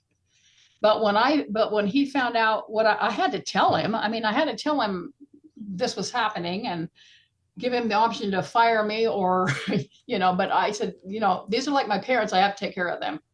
And he said, he's a Star Trek fan. He said, you do whatever you have to do. I will save your job for you. And so I could bat out of there, at the drop of a hat when I needed to. And he was absolutely wonderful. At one point, Dee wanted to thank him for that. And so Dee called me and he says, is your boss there? And I said, yeah. He said, I'd sure like to talk to him. I said, okay. And I told Dan, DeForest Kelley's on the line. And so I transferred it into him, and I had the door open a little bit. And Dee started to tell Dan how appreciative he was. And Dan said, don't worry about it. Anything you need, you've got it. She's yours. And he started to cry. Dee started to cry on the phone. And they transferred it back to me, and he said, oh, I hated to cry. I said, Dee, it's okay. It's okay. and you touched him as much as you touched him as much as he touched you. Anyhow. And then Dee signed a photo to him that said something like, to Dan, for DeForest Kelley. Yeah. That's so sweet. The best boss I ever had. Okay, next is AC. AC Lyles. Yeah, page 277. or 271 rather. Okay. The last two paragraphs. If you could read that. 271. A.C. Lyles was the Goodwill Ambassador for Paramount Pictures, literally for more than 50 years. On my next visit, Dee was in a chatty mood. I was there over 3 hours. We talked about AC's bluntness. I told him what AC had told me the morning he called to tell me about him. Dee's dying. Dee said, he has always been that way. When I fell off a horse, he'd come rushing over in a sweat and ask me a dozen times, are you all right? Are you sure you're all right? I'd say, yes, AC. I've fallen off horses before. I'll fall off them again. I know what's okay, and I'm okay. He'd say, I'm worried about you, Dee. I'd say, then go somewhere else and worry, will you? Yeah. That's great. Yeah, and these stories, just good people come out of the woodwork, you know, like they make their way onto the page. Lovely. Yeah. Yeah, I'm trying to find the poem I wrote when Star Trek almost didn't go because they weren't going to pay Dee enough for him to be in it. Here it is. Star Wars, 1998. Can I read this one? Oh, go to town. When it seemed possible, this is on 47 if you want to follow along. When it seemed possible that Star Trek V might proceed without DeForest due to a salary dispute, I wrote the following poem to try and convince the studio heads that the picture could not possibly fly without Dee. I didn't tell the Kellys I was causing trouble at the studio, but word got back to them via Richard Arnold. Richard was so tickled with my poem that he called Dee, not knowing I was the author, and read it to him. Dee liked it so much that he called Richard back and had him read it again so Carolyn could hear it. Then he asked for 2 copies of it to be sent to him. This is it. For Frank Mancuso, William Shatner, Harv Bennett, and whomever else it may concern. Star Trek V, dead or alive. You waited a whole year so Spock could appear. You didn't use another actor. It'd have killed the success factor. And we know you wouldn't swap Kirks. We don't believe we're addressing jerks. So what makes you think you can do without Kelley? What are you using for brains, sand or jelly? You want our support and hard-earned money? You better be bringing us Dee then, honey. You'll ruin our joy in the bottom line if you don't wake up and pay him to sign. No one wants Star Trek to die. We all want to help it fly. But we have this god-awful premonition. Without DeForest Kelley, who will pay the admission? This is not an idle threat. If Kelley's out, you can take bets. The show will fold, and the only long lines will be irate former fans carrying signs. That's awesome. And it happened. It's all because of your intervention. Right. Carolyn dropped me a note, the reading part. Richard called and read us your poem to the studio. Very clever. Give handsome Deacon a chin tickle. I've about worn out his pics showing them around. Bye for now, Carolyn. Yeah. That's so great. One thing that is something that this is a weird thing to say, but good celebrities, you know, good artists, is that they give back, that they celebrate other people's work, especially people they care about. Yeah, that's a really good thing. The next one is just a fact I came across, that Dee graduated from high school at 16. Do you know anything about that? I don't. No. It's interesting. I'd love to know the inside scoop, how he got into acting and all that stuff. He got into acting because he went to, he was in Long Beach. He moved to Long Beach. And he was out tanning on Long Beach one day. Someone came along and say, you're a good looking guy. Have you ever thought about acting? He said, no, I never have. And he says, well, I think you should think about it. And he said, we have a local theater group here in Long Beach. It's a good way to meet girls. And he said, sign me up. And that's where he met Carolyn. And then Talent Scout saw him in a play down there in Long Beach. He was a young actor. He was 18 or 20 years old. And that was before the era of leading men being young. They were 35, 40, 45 years old. They were the Clark Gables and he was too young to be a leading man. So the guy said, you're really, really good. Stay here and hone your craft and just stay here until you're old enough to be a leading man, because you'll be a great leading man. That's how we got into it. A guy named Ron Hawk, and then, but Ron Hawk or somebody else told him the only thing is you're going to have to lose that Georgia accent. Yes, sir. You're going to have to lose the Georgia accent. So he went to a woman named Lorraine Day, and she helped him lose the accent. But he could still bring it on when he wanted to. It was very, very, very fun. I don't see no points on you, boy, but you sound like a Vulcan. And about the only time he got to use his Southern accent was in Raintree County, where he plays a Southern officer. He's the only Southern officer portrayed in that movie. And he and Lee Marvin have this cat and mouse thing going on. Lee Marvin captures him after he shoots him. Oh, so it's a Civil War story? It's a Civil War story, yeah. Called Raintree County. Elizabeth Taylor, Montgomery Clift, Lee Marvin, and others. That's a stacked cast. Huh. Let's see. The next quote I have is, what's that up here? Dee's talking about wanting to have you be the next person in line for executive stuff after his death, with Betty and Anne and you. And the attorney asked if that was all right. I said, yes, whatever Dee wants is fine with me. At that point, Dee made it a point to tell the attorney and the consultant, I want you both to know that I trust Kris completely. She is completely honest and straightforward. If you have anything to tell me, you can tell me through her, and I will know I got the message exactly as you intended it. She's a gem, and I trust her with all my affairs. If I ever heard someone say something like that about me, I would just crumble. That's amazing. See, it's during the last few months of his life, I'm finally figuring out this guy really, really, I'm not just, a fan of his. I mean, I'm really frickin' trusted and a friend, because being insecure, I just kept telling myself they're certainly being kind to this fan. Yeah, sure, I'm writing articles about him and I'm doing stuff, but I never would embrace the idea that I was actually in their hearts a friend of theirs, other than someone who was very, very, very, beneficial to them. But I didn't know if it was transactional or if it was really a heart thing until actually when somebody invites you into their life to die with them, something more's going on than you think might have been going on. You just can't imagine anything that incredibly intense until something like that happens.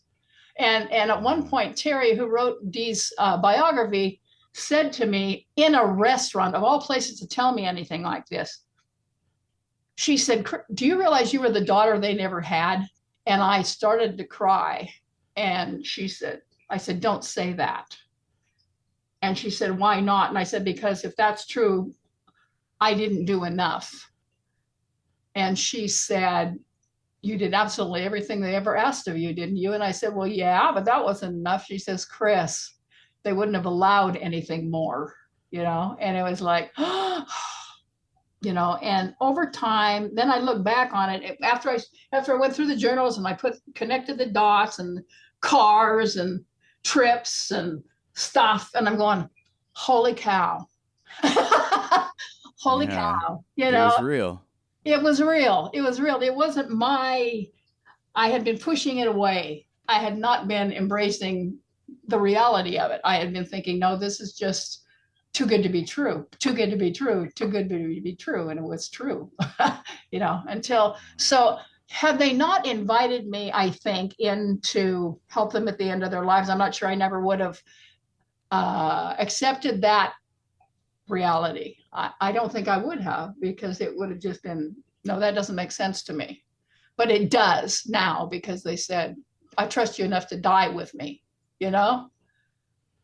and to take care of my affairs and to do these things. It was like, oh my gosh. And then when Terry was interviewing the other people for the book, I was with her on a couple of occasions when they were with the most the longest time friends of Dee and Carolyn's in Long Beach. And they said, oh no, they've called you a friend for decades. We've known about you for decades. Their friend Kris, and I'm like, oh my gosh. So yeah, I had to get talked into it. now I put the book together and I went, okay, I can see it now. But when you're in the middle of it, you don't realize it. Well, I didn't. Well, I'm relating hard to the idea that like we work really hard, but we don't value our own work. Yes. And there are really wonderful people out there that think the best of us, but maybe they don't say it every day. So we like. I'm on the autism spectrum, so I think I try to live in my. I don't know if I try to live. I kind of live in my own world and in my own perceptions of the world, and I don't think I've ever felt in my life that I had anyone who got me as well as the Kelleys did. Like if you were going to pick a family, that would be the family you would pick because they got you. They totally understood you, and you felt safe with them. So, I don't think I have ever really fully accepted if I am in quotes beloved of people. I have a hard time embracing it. I don't know why, but I do. Oh man, for people that think about why they do things, it can be frustrating. It never really. Believe me, I've tried to psychoanalyze myself for years, and I haven't quite figured it out. I know I'm deeply, or was before this, deeply insecure about what is my value in the world. I'm also transgender. As a teenager, I didn't have any knowledge whatsoever that there even was transgender, that there were other people like me. So it was like, I'm just an alien. No wonder I like sci-fi. I am just an alien. I don't think anybody can get me. And then you find somebody who gets you, and it's like, whoa, this is very, and then you find out there are other people like you, and you don't feel quite so isolated and alien anymore. You begin to gather your own tribe, and you go, oh yeah, this is what relationship is supposed to feel like, Yeah. So if you're comfortable with it, we could pause the book and talk about that experience. The experience of being transgender? Right. Correct me if I'm wrong, but you hadn't transitioned until after this edition. After the book was written, yeah. I finally, my story of that was, I've known all my life that I saw things from the male perspective. Like if I'd watch a romantic movie and they were two people were going, having a romantic affair and, going at it, I always experienced it from the man's perspective, not from the females. And so I knew there was something different about me, but I didn't have a name for it. Then about, I want to say 15 years ago or so, I heard about the term intersex. And that's what they used to call hermaphrodites, hermaphrodism, where ambiguous genitalia. They can't tell if you're a male or female. You might have a micro penis or whatever that lends the doctors to think, oh, well, this person isn't going to have a satisfying sex life unless we do something here to change things so that they will later on when they're grown up. Well, back in the era when I was born, there have always been transgender people. There have always been intersex people. But back in the era when I was born, they used to actually go ahead and do those surgeries on newborn infants, sometimes even without telling their parents. And almost always in those instances, they would change a intersex child into a female because, okay, I don't know what age groups you talk to, but I assume we're all adults. Yeah. Colloquially, it's easier to make a hole than a pole. So if you have a micro penis, it's easier to remove the micro penis and create a vagina and whatever. So, and then say, just raise her as a girl. She'll never know any different. The problem is our brains are our major sex organ. Our brains tell us who we are. Our brains define who we are, not our physicality.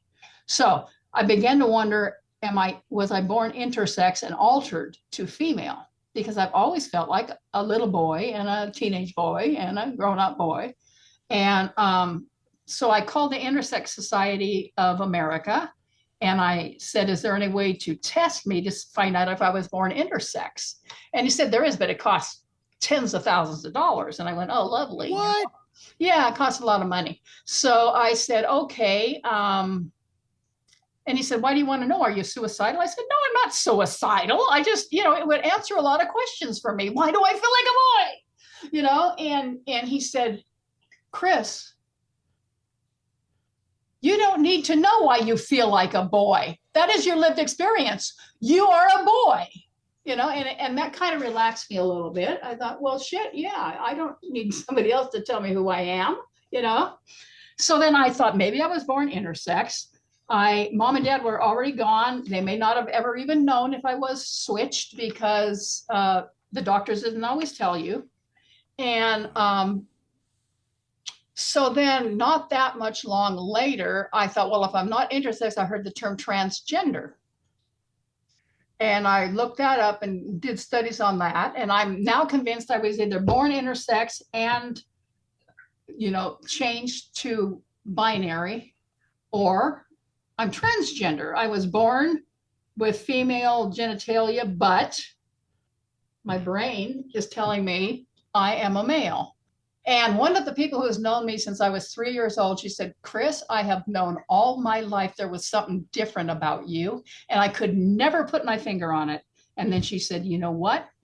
The minute your book came out, your womb man, she said, that's it. You're a guy. And she went, bingo, that's it. You're a guy, So I don't know if I'm transgender or was intersex or what, but there you have it. I wrote a book called Womb Man. Whoa, like WOAH? Womb, WOMBMAN, Womb Man. How I survived growing up in a booby-trapped world. That's a double entendre. I had a double mastectomy or a chest masculinization surgery about 4 years ago, and now I'm a lot better than I was. I'm feeling much more in tune with my body now. I'm taking better care of it. I've lost weight. I'm owning, it. So that's it. And strangely enough, at one point in the book, you'll notice, maybe it's not in there. Maybe it's in my Womb Man book. Anyhow, I was in the hospital when Dee and Carolyn were both in the same room.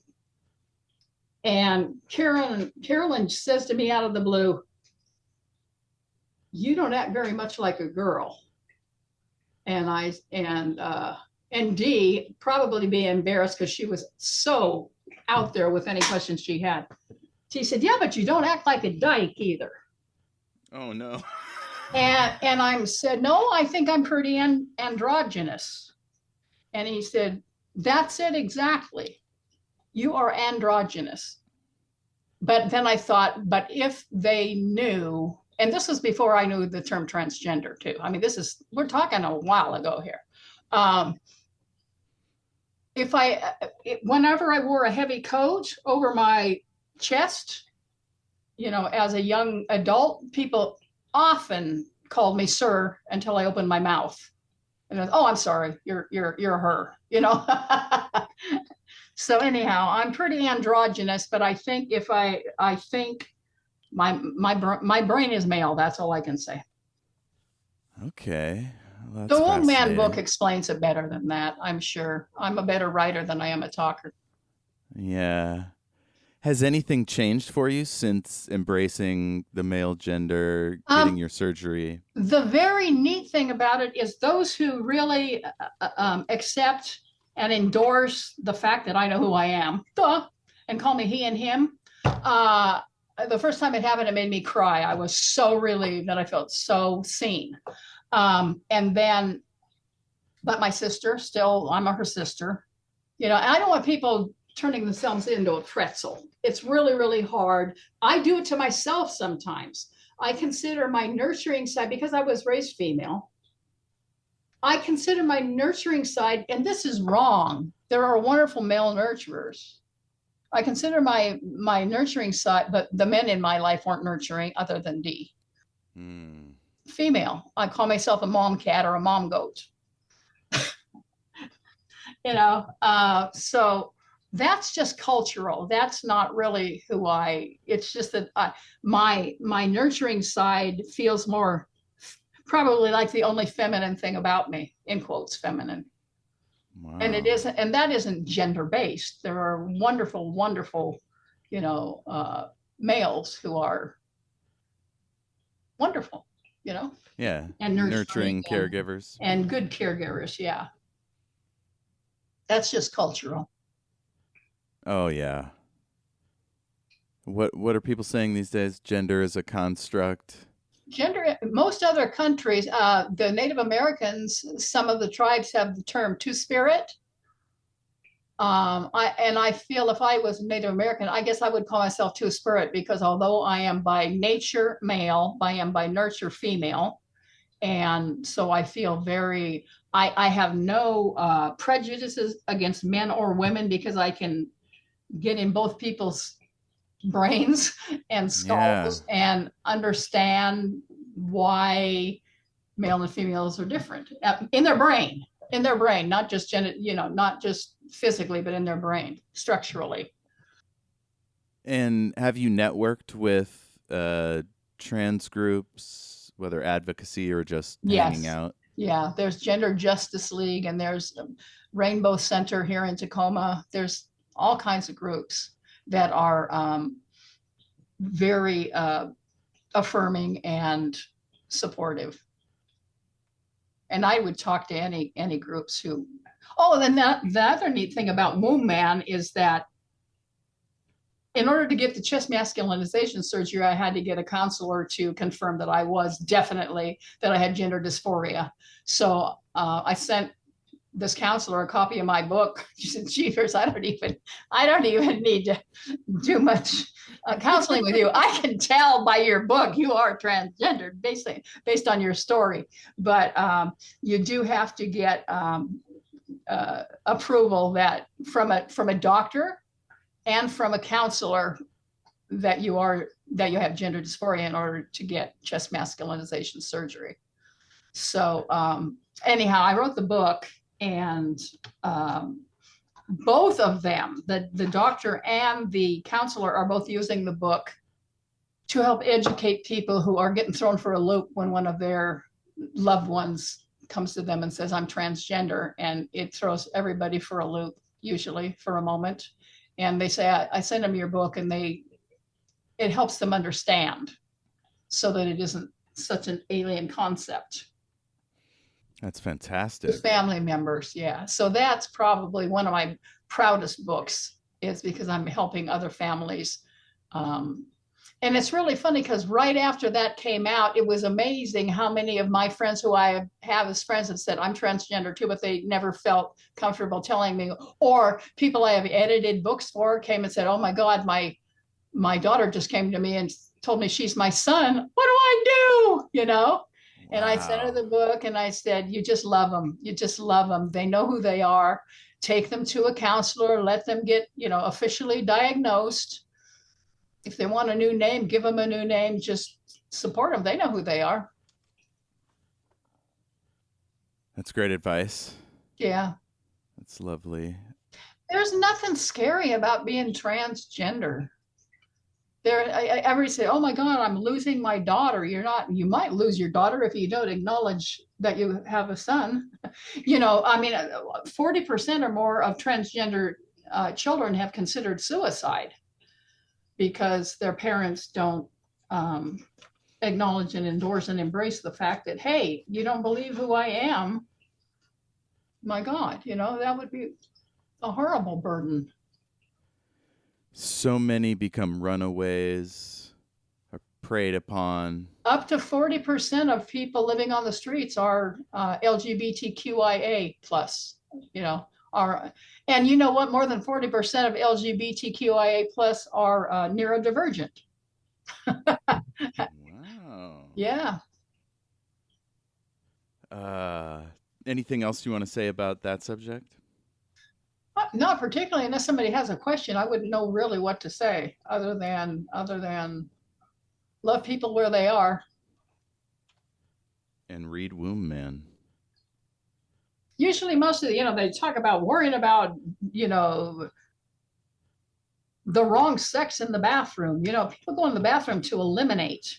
And the last thing somebody wants to do in the bathroom, especially if they disavow what it is they have between their legs, you're going to want to whip it out and scare you with it. If a man goes into a woman's bathroom as a transgender person, they don't even want to acknowledge they have a male appendage. They're not going to be out there waving it around at you. They're going to be, going in there, doing their thing and getting out. So I sure hope this is, I sure hope you have an adult audience only. Yes. It's all explicit on all the podcatchers. Yeah. So, it's just ridiculous to me. Nobody goes, very few. The only people you find, have you ever noticed how many people are getting convicted of sex crimes?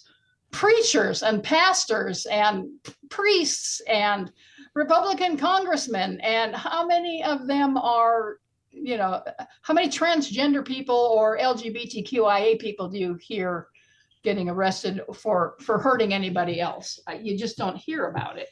Yeah, it's much more rare. It's a trope in stories, especially in previous decades. Yes. There's a character like that in Piranesi, which is otherwise a tremendous book. Mm-hmm. But yeah, it's incredibly rare. Straight men or closeted men are overwhelmingly the perpetrators, most dangerous sexual predators. Yes. A lot of people are reckoning with Neil Gaiman, very good writer, but probably a monster. Yeah. 98% chance. Weird transition, but let's get back to your final paragraph about Dee's passing. Where's that at? It's page 285. It's the last paragraph in the chapter. On the way home that night, tears welled up in my eyes. For many blocks, I was engaged in sad thoughts. If I consider who I'm about to lose from my life, it more than half kills me. But then I think of Carolyn and realize she's losing even more. How will she ever survive this? She has had him in her daily life for over 55 years. I know that's what Dee is fighting so hard for. He doesn't want to break any hearts. It isn't his fault. He can't help it. He wants to prevent heartaches, not cause them. I wish everyone could have met and known him in the way I have. Hopefully with this book, you'll get an opportunity to do that. Wow. That is pretty amazing. Let's see. What's this next one? So I got a little philosophical. I'm awfully lucky in that way. I get compliments at work 2 or 3 times a month at least, I think. I think poor Dan gets sick of hearing it from his vendors and work associates. Dee said, well, I guess you know it then. We talk about you all the time, but we forget to tell you about it. That's okay. It embarrasses the hell out of me, but it is great to think back on later. He said, we all tend to think we have all the time in the world to tell people what they mean to us, and then one day we find out we don't.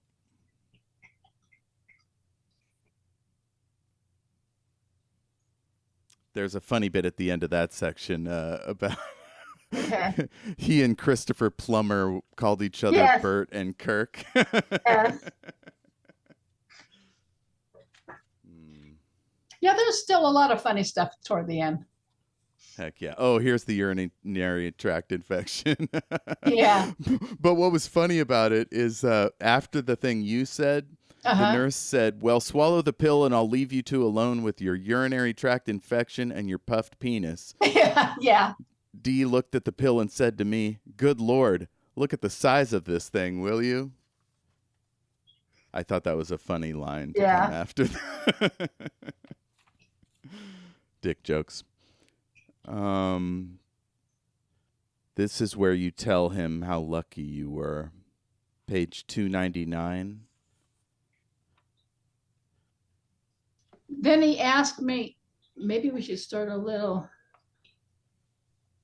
Oh, like set it up? Yeah. I said to him, he said, after a time, he said, we thought long and hard about who we should involve in our troubles. I said, you protected me for the longest time. Yes, perhaps we should have been honest with you from the outset, though. I only half joked. It did come as quite a shock a few weeks ago, the way AC brought it to my attention. I was hearing about conventions you were attending, and I was figuring you must be all right. But the calls were fewer and shorter, and I began to get a feeling that all was not as rosy as you had been telling me. So I started to ask you again if there was anything I could do. You kept saying no. So I finally figured, just to keep myself from going crazy, that you probably had somebody else lined up and just didn't want to risk hurting my feelings. Dee said, no, we didn't have anyone else lined up. I was handling everything pretty well up until recently. I regret keeping you in the dark for so long, though. I guess it's always better to know what's going on than to have to wonder about it. He seemed genuinely remorseful for having kept the devastating news from me for so long. So I finally assured him, Dee, you made the right decisions for yourself and Carolyn all along the way. Don't try to be second guess yourself now. Don't even worry about it anymore. I'm not upset. I love you for having protected me for so long. I know you did it out of concern for me. He knew I had been dealing with my mom's terminal illness. I completely understand. He said, I'm glad you do. Then he asked me, if you could start over, be anything in the world you wanted to be, what would you do? I laughed. Dee, I have been a very lucky person. I have pretty much done all I ever wanted to do. I worked on a horse ranch when I was crazy about horses. I worked at a wildcat sanctuary and other places when I was hot on wild animals. I worked at API, Animal Protection Institute, when I wanted to make a difference for animals.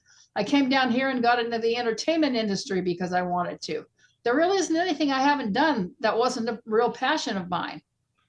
I paused and then said with utmost certainty, right now, I'm living the epitome of my life's dreams, doing something meaningful to help you and Carolyn, because you had done so much to help me all these years. I gave his hand a quick kiss. I paused again, then continued, I feel now that my life is preordained like the course of a river. And if I just jump in and go with the flow, I'll be carried to the spots where the greatest contributions can be made. I trust the process. I'm spiritual in that way. God knows what he's doing, even though I don't always know what he's doing. I don't know. I feel lucky and happy. I'm doing exactly what I want to be doing. Is that where you wanted me to stop? Yeah. Okay. That was beautiful. It's a lot of wisdom for one life. At the time I was 48. Hey, that's how old I am. Oh, yeah? There you go. Yeah. Oh, boy. So Dee's dad thought he would go to hell for becoming an actor. What the heck? Dee's dad was a pastor, and he thought, but it's very interesting because, I wish I had Dee's biography here. Dee carried something called the actor's prayer in his wallet his whole life. And he was very spiritual, although not a Bible thumper. And it's called The Actor's Prayer by Frank Crane, if you want to look it up. And it starts out like, Dear God, here I am in my dressing room with you. It's a secret that I'm talking to you to whatever, but help me to be the man you want me to be. Don't let my ego, rule my actions or my thoughts. And it just goes on and on like that, saying, help me be the kind of man you would want me to be, even as an actor. So I mean, he did. That reminds me, I'm wearing my Mr. Rogers shirt. I love Mr. Rogers. Yes. Says it's all good in the hood, but yes. He studied in the seminary, and he always said that his work was his form of ministry. Exactly. And if you're a good person, that kind of happens Yeah. naturally. That's what I've always said. Dee had a ministry. It was us. You know, and he just blessed everybody he touched. His dad wanted him to become a pastor, but he didn't have a religion. He just had. There was a young gal when he was about 18 years old when they were in Long Beach, and she ended up, she was terminally ill with cancer. And back in the day, back when he was a kid, they thought cancer might be contagious. Whoa. So they were basically, you warned you really shouldn't be around that girl too much because she has cancer and you could catch it. Well, Dee said, nonsense. He'd grown up in a spiritual family most of his life, or at least the last 8 years of his life. And he said, no, we're going to give her the best 4 months she's ever lived, because that's as long as she's going to live. And they took her everywhere with them with his little band, and gave her the finest 4 months of her life, because he said, wait, no, that's our project now. That's our girl, and we're going to take good care of her until she's not here anymore. He was just that way. Wow. You would talk something about this. Some people just can't handle terminally ill people. They run away. Mm-hmm. He had a friend, but Bill is strange. He can't talk about cancer or death or dying. That's Shatner. Yeah. You know what shocked me on that subject, completely tangential, but when he came back from going into space briefly on the Jeff Bezos penis rocket, he said, I had this profound depression. I went up there and there was nothing there. Whereas some astronauts have come back with a great love for the entire world and the universe. I saw death. Well, he's been obsessed with death forever. Scares him to death. Scares him half to death, obviously. He hasn't happened yet. Maybe that's why he hasn't died. Scared to death. He's just hanging on. Scared of dying. Getting more and more bitter with every passing day. Actually, I thought he'd kind of mellowed. Oh, has he? Kind of, sort of, yeah. I could see it going the other way. Dee said one time he felt a little bit sorry for Bill because he loved Bill. I mean, Dee loved everybody he worked, but he said I had to straighten his ass out a time or two, but he really loved him. And he said, I don't know why he just can't relax and embrace what's coming at him. And actually, one time Shatner did go undercover at a Star Trek convention. He completely dressed up to be unrecognizable and went to a Star Trek convention. And at that point, he got it. He understood what that whole thing was all about. And I think he has sort of mellowed since then. Wow. Again, if you can try to put yourself in his position where he feels the responsibility for carrying the whole show, even though he didn't, in his mind, in his ego's mind, he was the star of that show. He was carrying this tremendous burden. And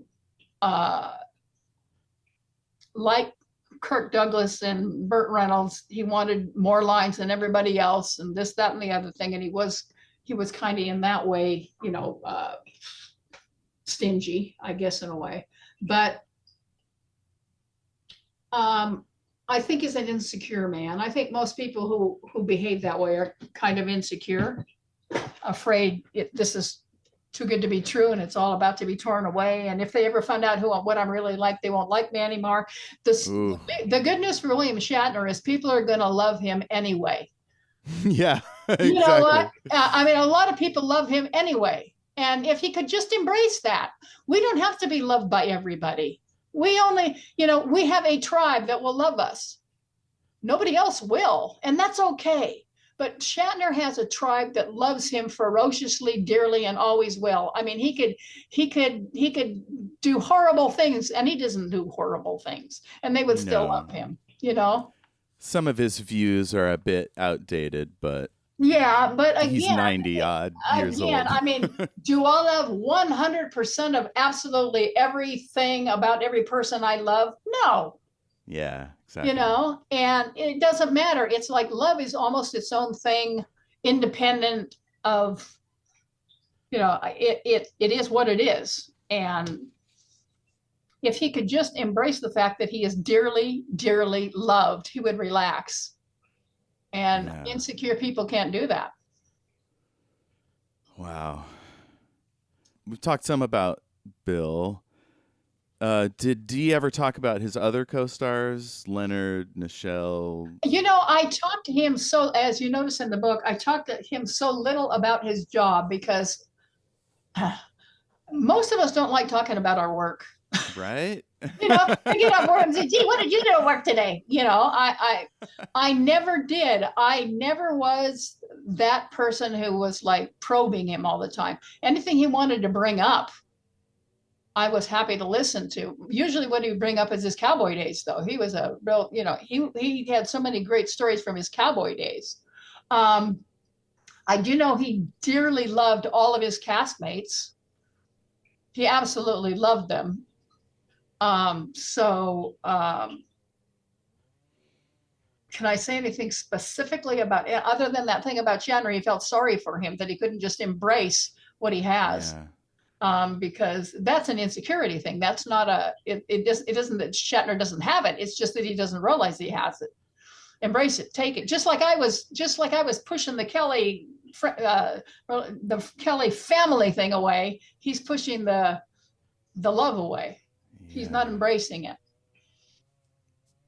Dee told me Leonard is very Spock-like, or was very Spock-like. Oh, really? It was logical, and the one time I met Leonard, I felt that too. He's very, very businesslike, and not unfriendly, but he was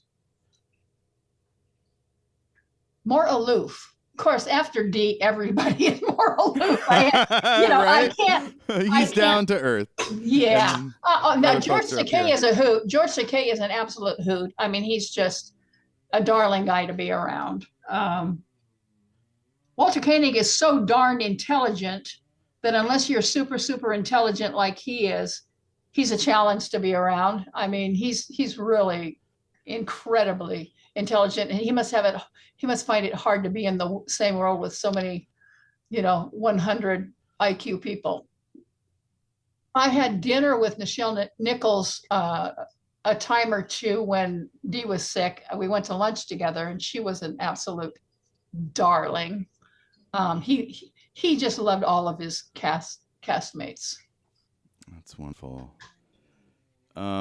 So we're here at the end of the main part of the book, where you say goodbye, and you say, "Go with God, Dee, whenever you feel ready. It's okay, sweetie." I believe these were the last words Dee ever heard. He slipped away at 12:15 p.m., June 11th, Pacific Daylight Time, peacefully, never regaining consciousness. Today is his 105th birthday. What? The day we are taking this is his 105th birthday. Martin Luther King Jr. Day and his 105th birthday.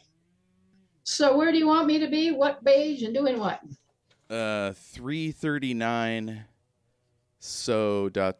where from here? So where from here?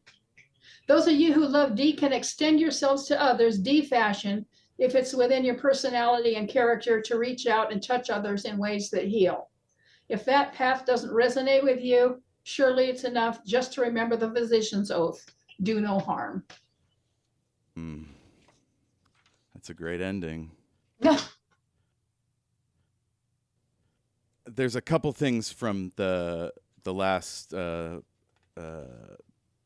couple of stuff in the back, but before we do that, is there anything you want to say about the book as a whole? What it was like to write it or finish it? It was a labor of love. I worked 6 days a week, 12, 14 hours a day before I went back. After I left the Kelleys and went back to Warner Brothers, I said, I can't go back to work until I've done this or it'll never get done. So it took me about 3 months, working 6-hour days, 12 to 14 hours a day, going through all my journals, which I showed you earlier, some of which I showed you earlier.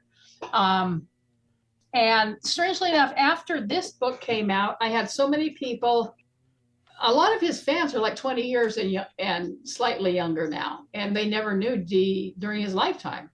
They've seen some YouTube interviews with him, and they've fallen in love with him, and they want to know more and more and more about him.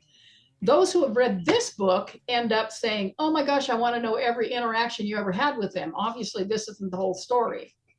So I went, oh my gosh, are you serious? So I went into all of my phone logs, because they had called me more than 1,000 times, and I took notes after each one of those things. So I'm a writer, that's what we do, we write. So I have another a book series called Kelley Phone Tag, the rest of the story. So anything that didn't make it into this book is in those 6 volumes of Kelley Phone Tag. And then I have another Kelley book that's called The Enduring Legacy of DeForest Kelley, Actor, Healer, Friend. That was not written by me. The sections, Actor, Healer, and Friend, the introductories are written by me, but those are stories of other fans who had wonderful interactions with the Kelleys too, because I wanted to let you know it wasn't just me. He was kind and wonderful too. He was kind and wonderful to a lot of different people. And I've collected a lot of those stories and put it in the book, The Enduring Legacy of DeForest Kelley, Actor, Healer, and Friend. So that's what that one's all about. And you can find them all at Amazon. Just type in Christine M Smith or Kris M Smith. And I've written 18 books. So there's I have a couple of animal books, lots of Kelley books, my Womb Man book. I have Yay Sayers. We talked about that earlier. I have something called Settle for Best. I have something called Be Shamelessly, Fearlessly You. Anyhow, you can all look them all up there. And if any of them resonate with you, you can pick them up. Are they all self-published? Yes. And did you decide on that, like, how do I put it? Like, did you ever try to pitch publishers, or was it like, I just want to do it this way? Publishers on this one that we were reading out of, but as it turned out, they already had Terry's bio. And obviously it would have been Simon and Schuster, the same publisher. And they said, well, we already have a Kelley book. We don't need another Kelley book. Although they are so different. They are like apples and oranges, because one is his biography by a writer who never met D. And it's kind of like a bird's eye view of his career and his life and his career. It's a biography. Whereas this is a personal, one-on-one relationship. And the other, really, after I did more study on it, I thought, my gosh, why should I, as a so-called unknown writer, as a non-J.K. Rowling, Stephen King writer, somebody who is not all that well known, why would I share those kind of royalties with a publisher? Self-publishing, I get to, I have to share some of the, I pay the printer and I pay Amazon for putting it up, but at least, the royalties most also come to me in larger amounts than they do if you get a publisher. And if you get a publisher, you still have to do all of the publicity for it. It isn't like they turn out and, spend money on publicizing. It's still all up to you to promote your own books. So I thought, why should I wait to have somebody tell me, yeah, this is where and it'll be 2 years. If they do take you, it takes sometimes up to 2 years to get published. And I thought, it might be my autism, but I'm just not up for jumping through people's hoops. Well, that's great. And the people who have read one or more almost always buy 3 or 4 others because they like my writing style. Yeah. And they find other topics that I've written about and they pick them up. I have people who actually, are little fans and follow me, have read everything I've written. It's just because they like my writing style. So that's fantastic. So let's go to page 343. There's something you wrote here. It starts with categorically and undeniably D became. So it's the third paragraph. Okay. Through to good guys. Categorically and undeniably D became and will endure as one of the most loved and best remembered personalities in the world. His Dr. McCoy is at the heart of Star Trek's mythology, and Trek is a tenacious mythology that will last in all likelihood until the day humans forget how to aspire to a higher standard for themselves and their progeny. D was my friend, but he was also my hero, one of very few heroes whose durability was sorely tested, yet found to be utterly reliable. I wrote this book to show how deeply D influenced my life and to remind you, his fans and friends, how seamlessly and comfortably he fitted into yours. I undertook this endeavor for the millions of fans who never had the pleasure of meeting D up close and personal. My sincerest goal for this book is that it will validate every intuition you ever had about DeForest Kelley being one of Hollywood's good guys. Yeah, you definitely came across with that goal. Good. Beautiful. Wow. Oh, I wanted to, I thought it was great that you shouted out one of your teachers. I always like to ask writers, do they have a teacher that helps them I had two feel teachers. the rush of writing? I had two teachers, and especially Mrs. Alpha Rossetti, who is no longer with us. In junior high, she came to me and she said, "My gosh, Kris, I don't know where you get your ideas. You are a wonderful writer." And I said, "Help me be better." And she said, "I can't help you be better. I'm not a writer, but I am a reader, and I know good writing when I say it." But she went one step further. She actually subscribed. We were a poor farm family living out in the sticks. She subscribed to 2 years of the Writer magazine for me and had them sent to my house, and they became my Bibles. I mean, I practically memorized every single issue. And then another teacher, the one who actually made me get in touch with Kelley after I met him, was Mr. Dobbs, Walter Dobbs. And he's the one who told me, if you impress somebody as obviously as he impressed you, wouldn't you want to know? And I said, well, yeah. He said, then send it. And you see what happened. Yeah. I mean, if I hadn't sent that letter. So both of them were instrumental. And then I had another writer named Ted Trail, who was nominated for a Pulitzer Prize when I worked for the Animal Protection Institute. He wrote the book Ape Talk and Whale Speak.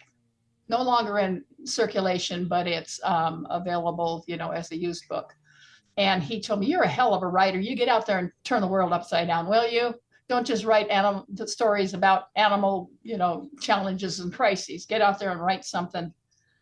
And so I've had really, really good mentors in my life and people who encouraged me when my mom and dad were saying, "Oh, you can't do that. You'll starve to death." Yeah. Oh, that's lovely.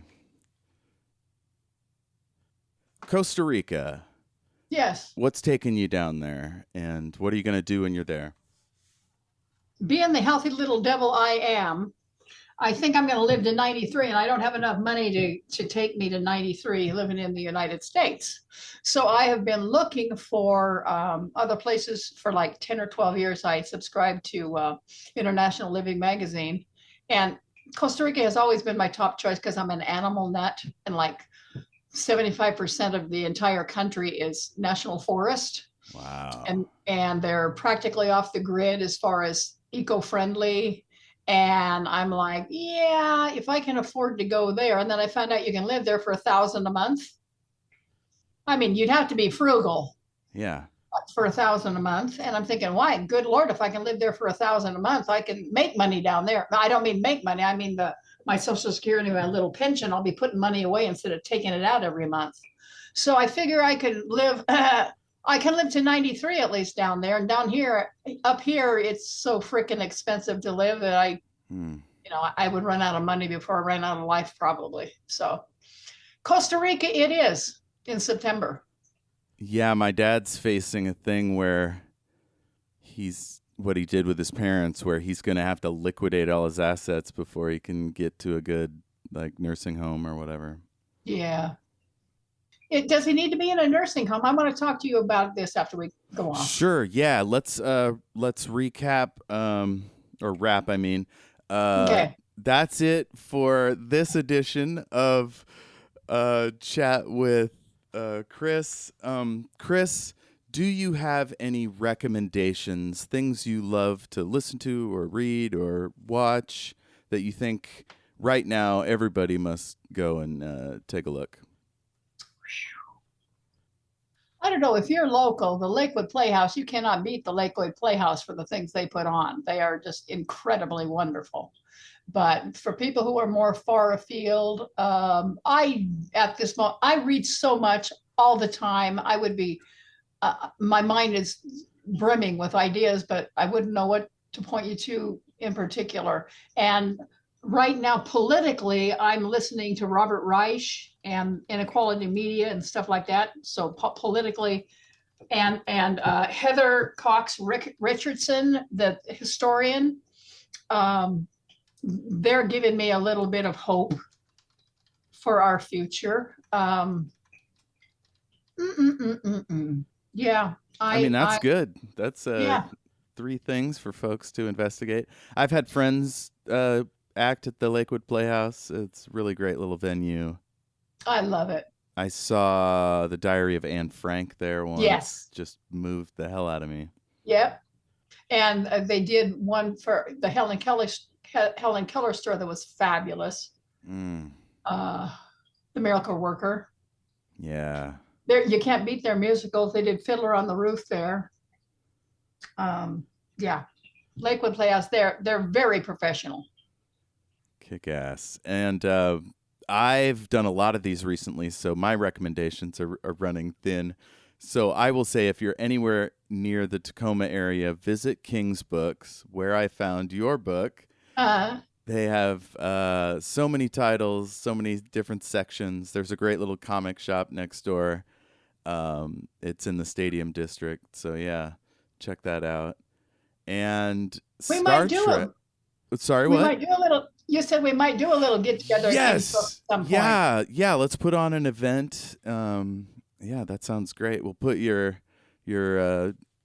McCoy stand-ups in the back. Yes, absolutely. Yeah, so check that out. And if you don't get out to the bookstore much, you can still order books and like have them tied to the bookstore. I can't remember what the particular app is, but I think it might be bookshop.org. But anyway, check that out. Oh, Libro.fm. If you like audiobooks, that's what I have them tied to a local bookstore, and they get a little something. So check that out. Plugs. How do people find you on the internet, assuming you want to be found? I'm on Facebook. I'm on Blue Sky. I don't know what my name is on Blue Sky, though. That's a new one. I'm trying to move from Facebook to Blue Sky. But I think you can just look on my name, Christine, or Kris M Smith with a K. And I'm Kris M Smith in Tacoma on Facebook. If you have it, you can email me at chris@wordwhisperer.net. And I think that's just about it. I'm on LinkedIn. Nice. Yeah. When do you think you'll move down to Costa Rica? I'm aiming for September. Oh, so we have plenty of time to put this event Oh, yes. Hell yeah. Oh, yes. Yeah. Hell yeah. All right. Well, usually I end these things with a quote. You are the people responsible for the success of Star Trek, and I want to thank you right now. There was much applause. Yes. He never forgot that. That's so wonderful. Well, thank you for sharing your story with us, and it was wonderful meeting you. Listener, you know what to do. Like, rate, subscribe, follow. Listen to my other shows, Shattered Worlds RPG, which is an actual play set in the world of my novels. It's a space opera. Got wizards, robots, magic, all sorts of fun things. And it's also a comedy show. And the other comedy thing I do is called Omniversal Escapades. It's on Twitch and YouTube. So twitch.tv/Omniversal Escapades. Every other Sunday evening at 6:30 Pacific Standard Time. You can watch us play all manner of role-playing games. Right now we're doing a kind of post-apocalyptic Dungeons & Dragons thing. So if that sounds up your alley, check us out. either live or at youtube.com/omniversalescapades. And if you've come to us through Kris or Star Trek, go ahead and listen to all our other episodes. We cover Piranesi, Wizard of Oz, The Thing, Dracula from 1931. Right now we're covering The Vor Game by Lois McMaster Bujold. And Sophia and I got to do an interview with the woman herself. It's 3 hours long. I think you'll enjoy it. Check it out. This has been incredible. Thank you once again, Kris. That's my long guy again.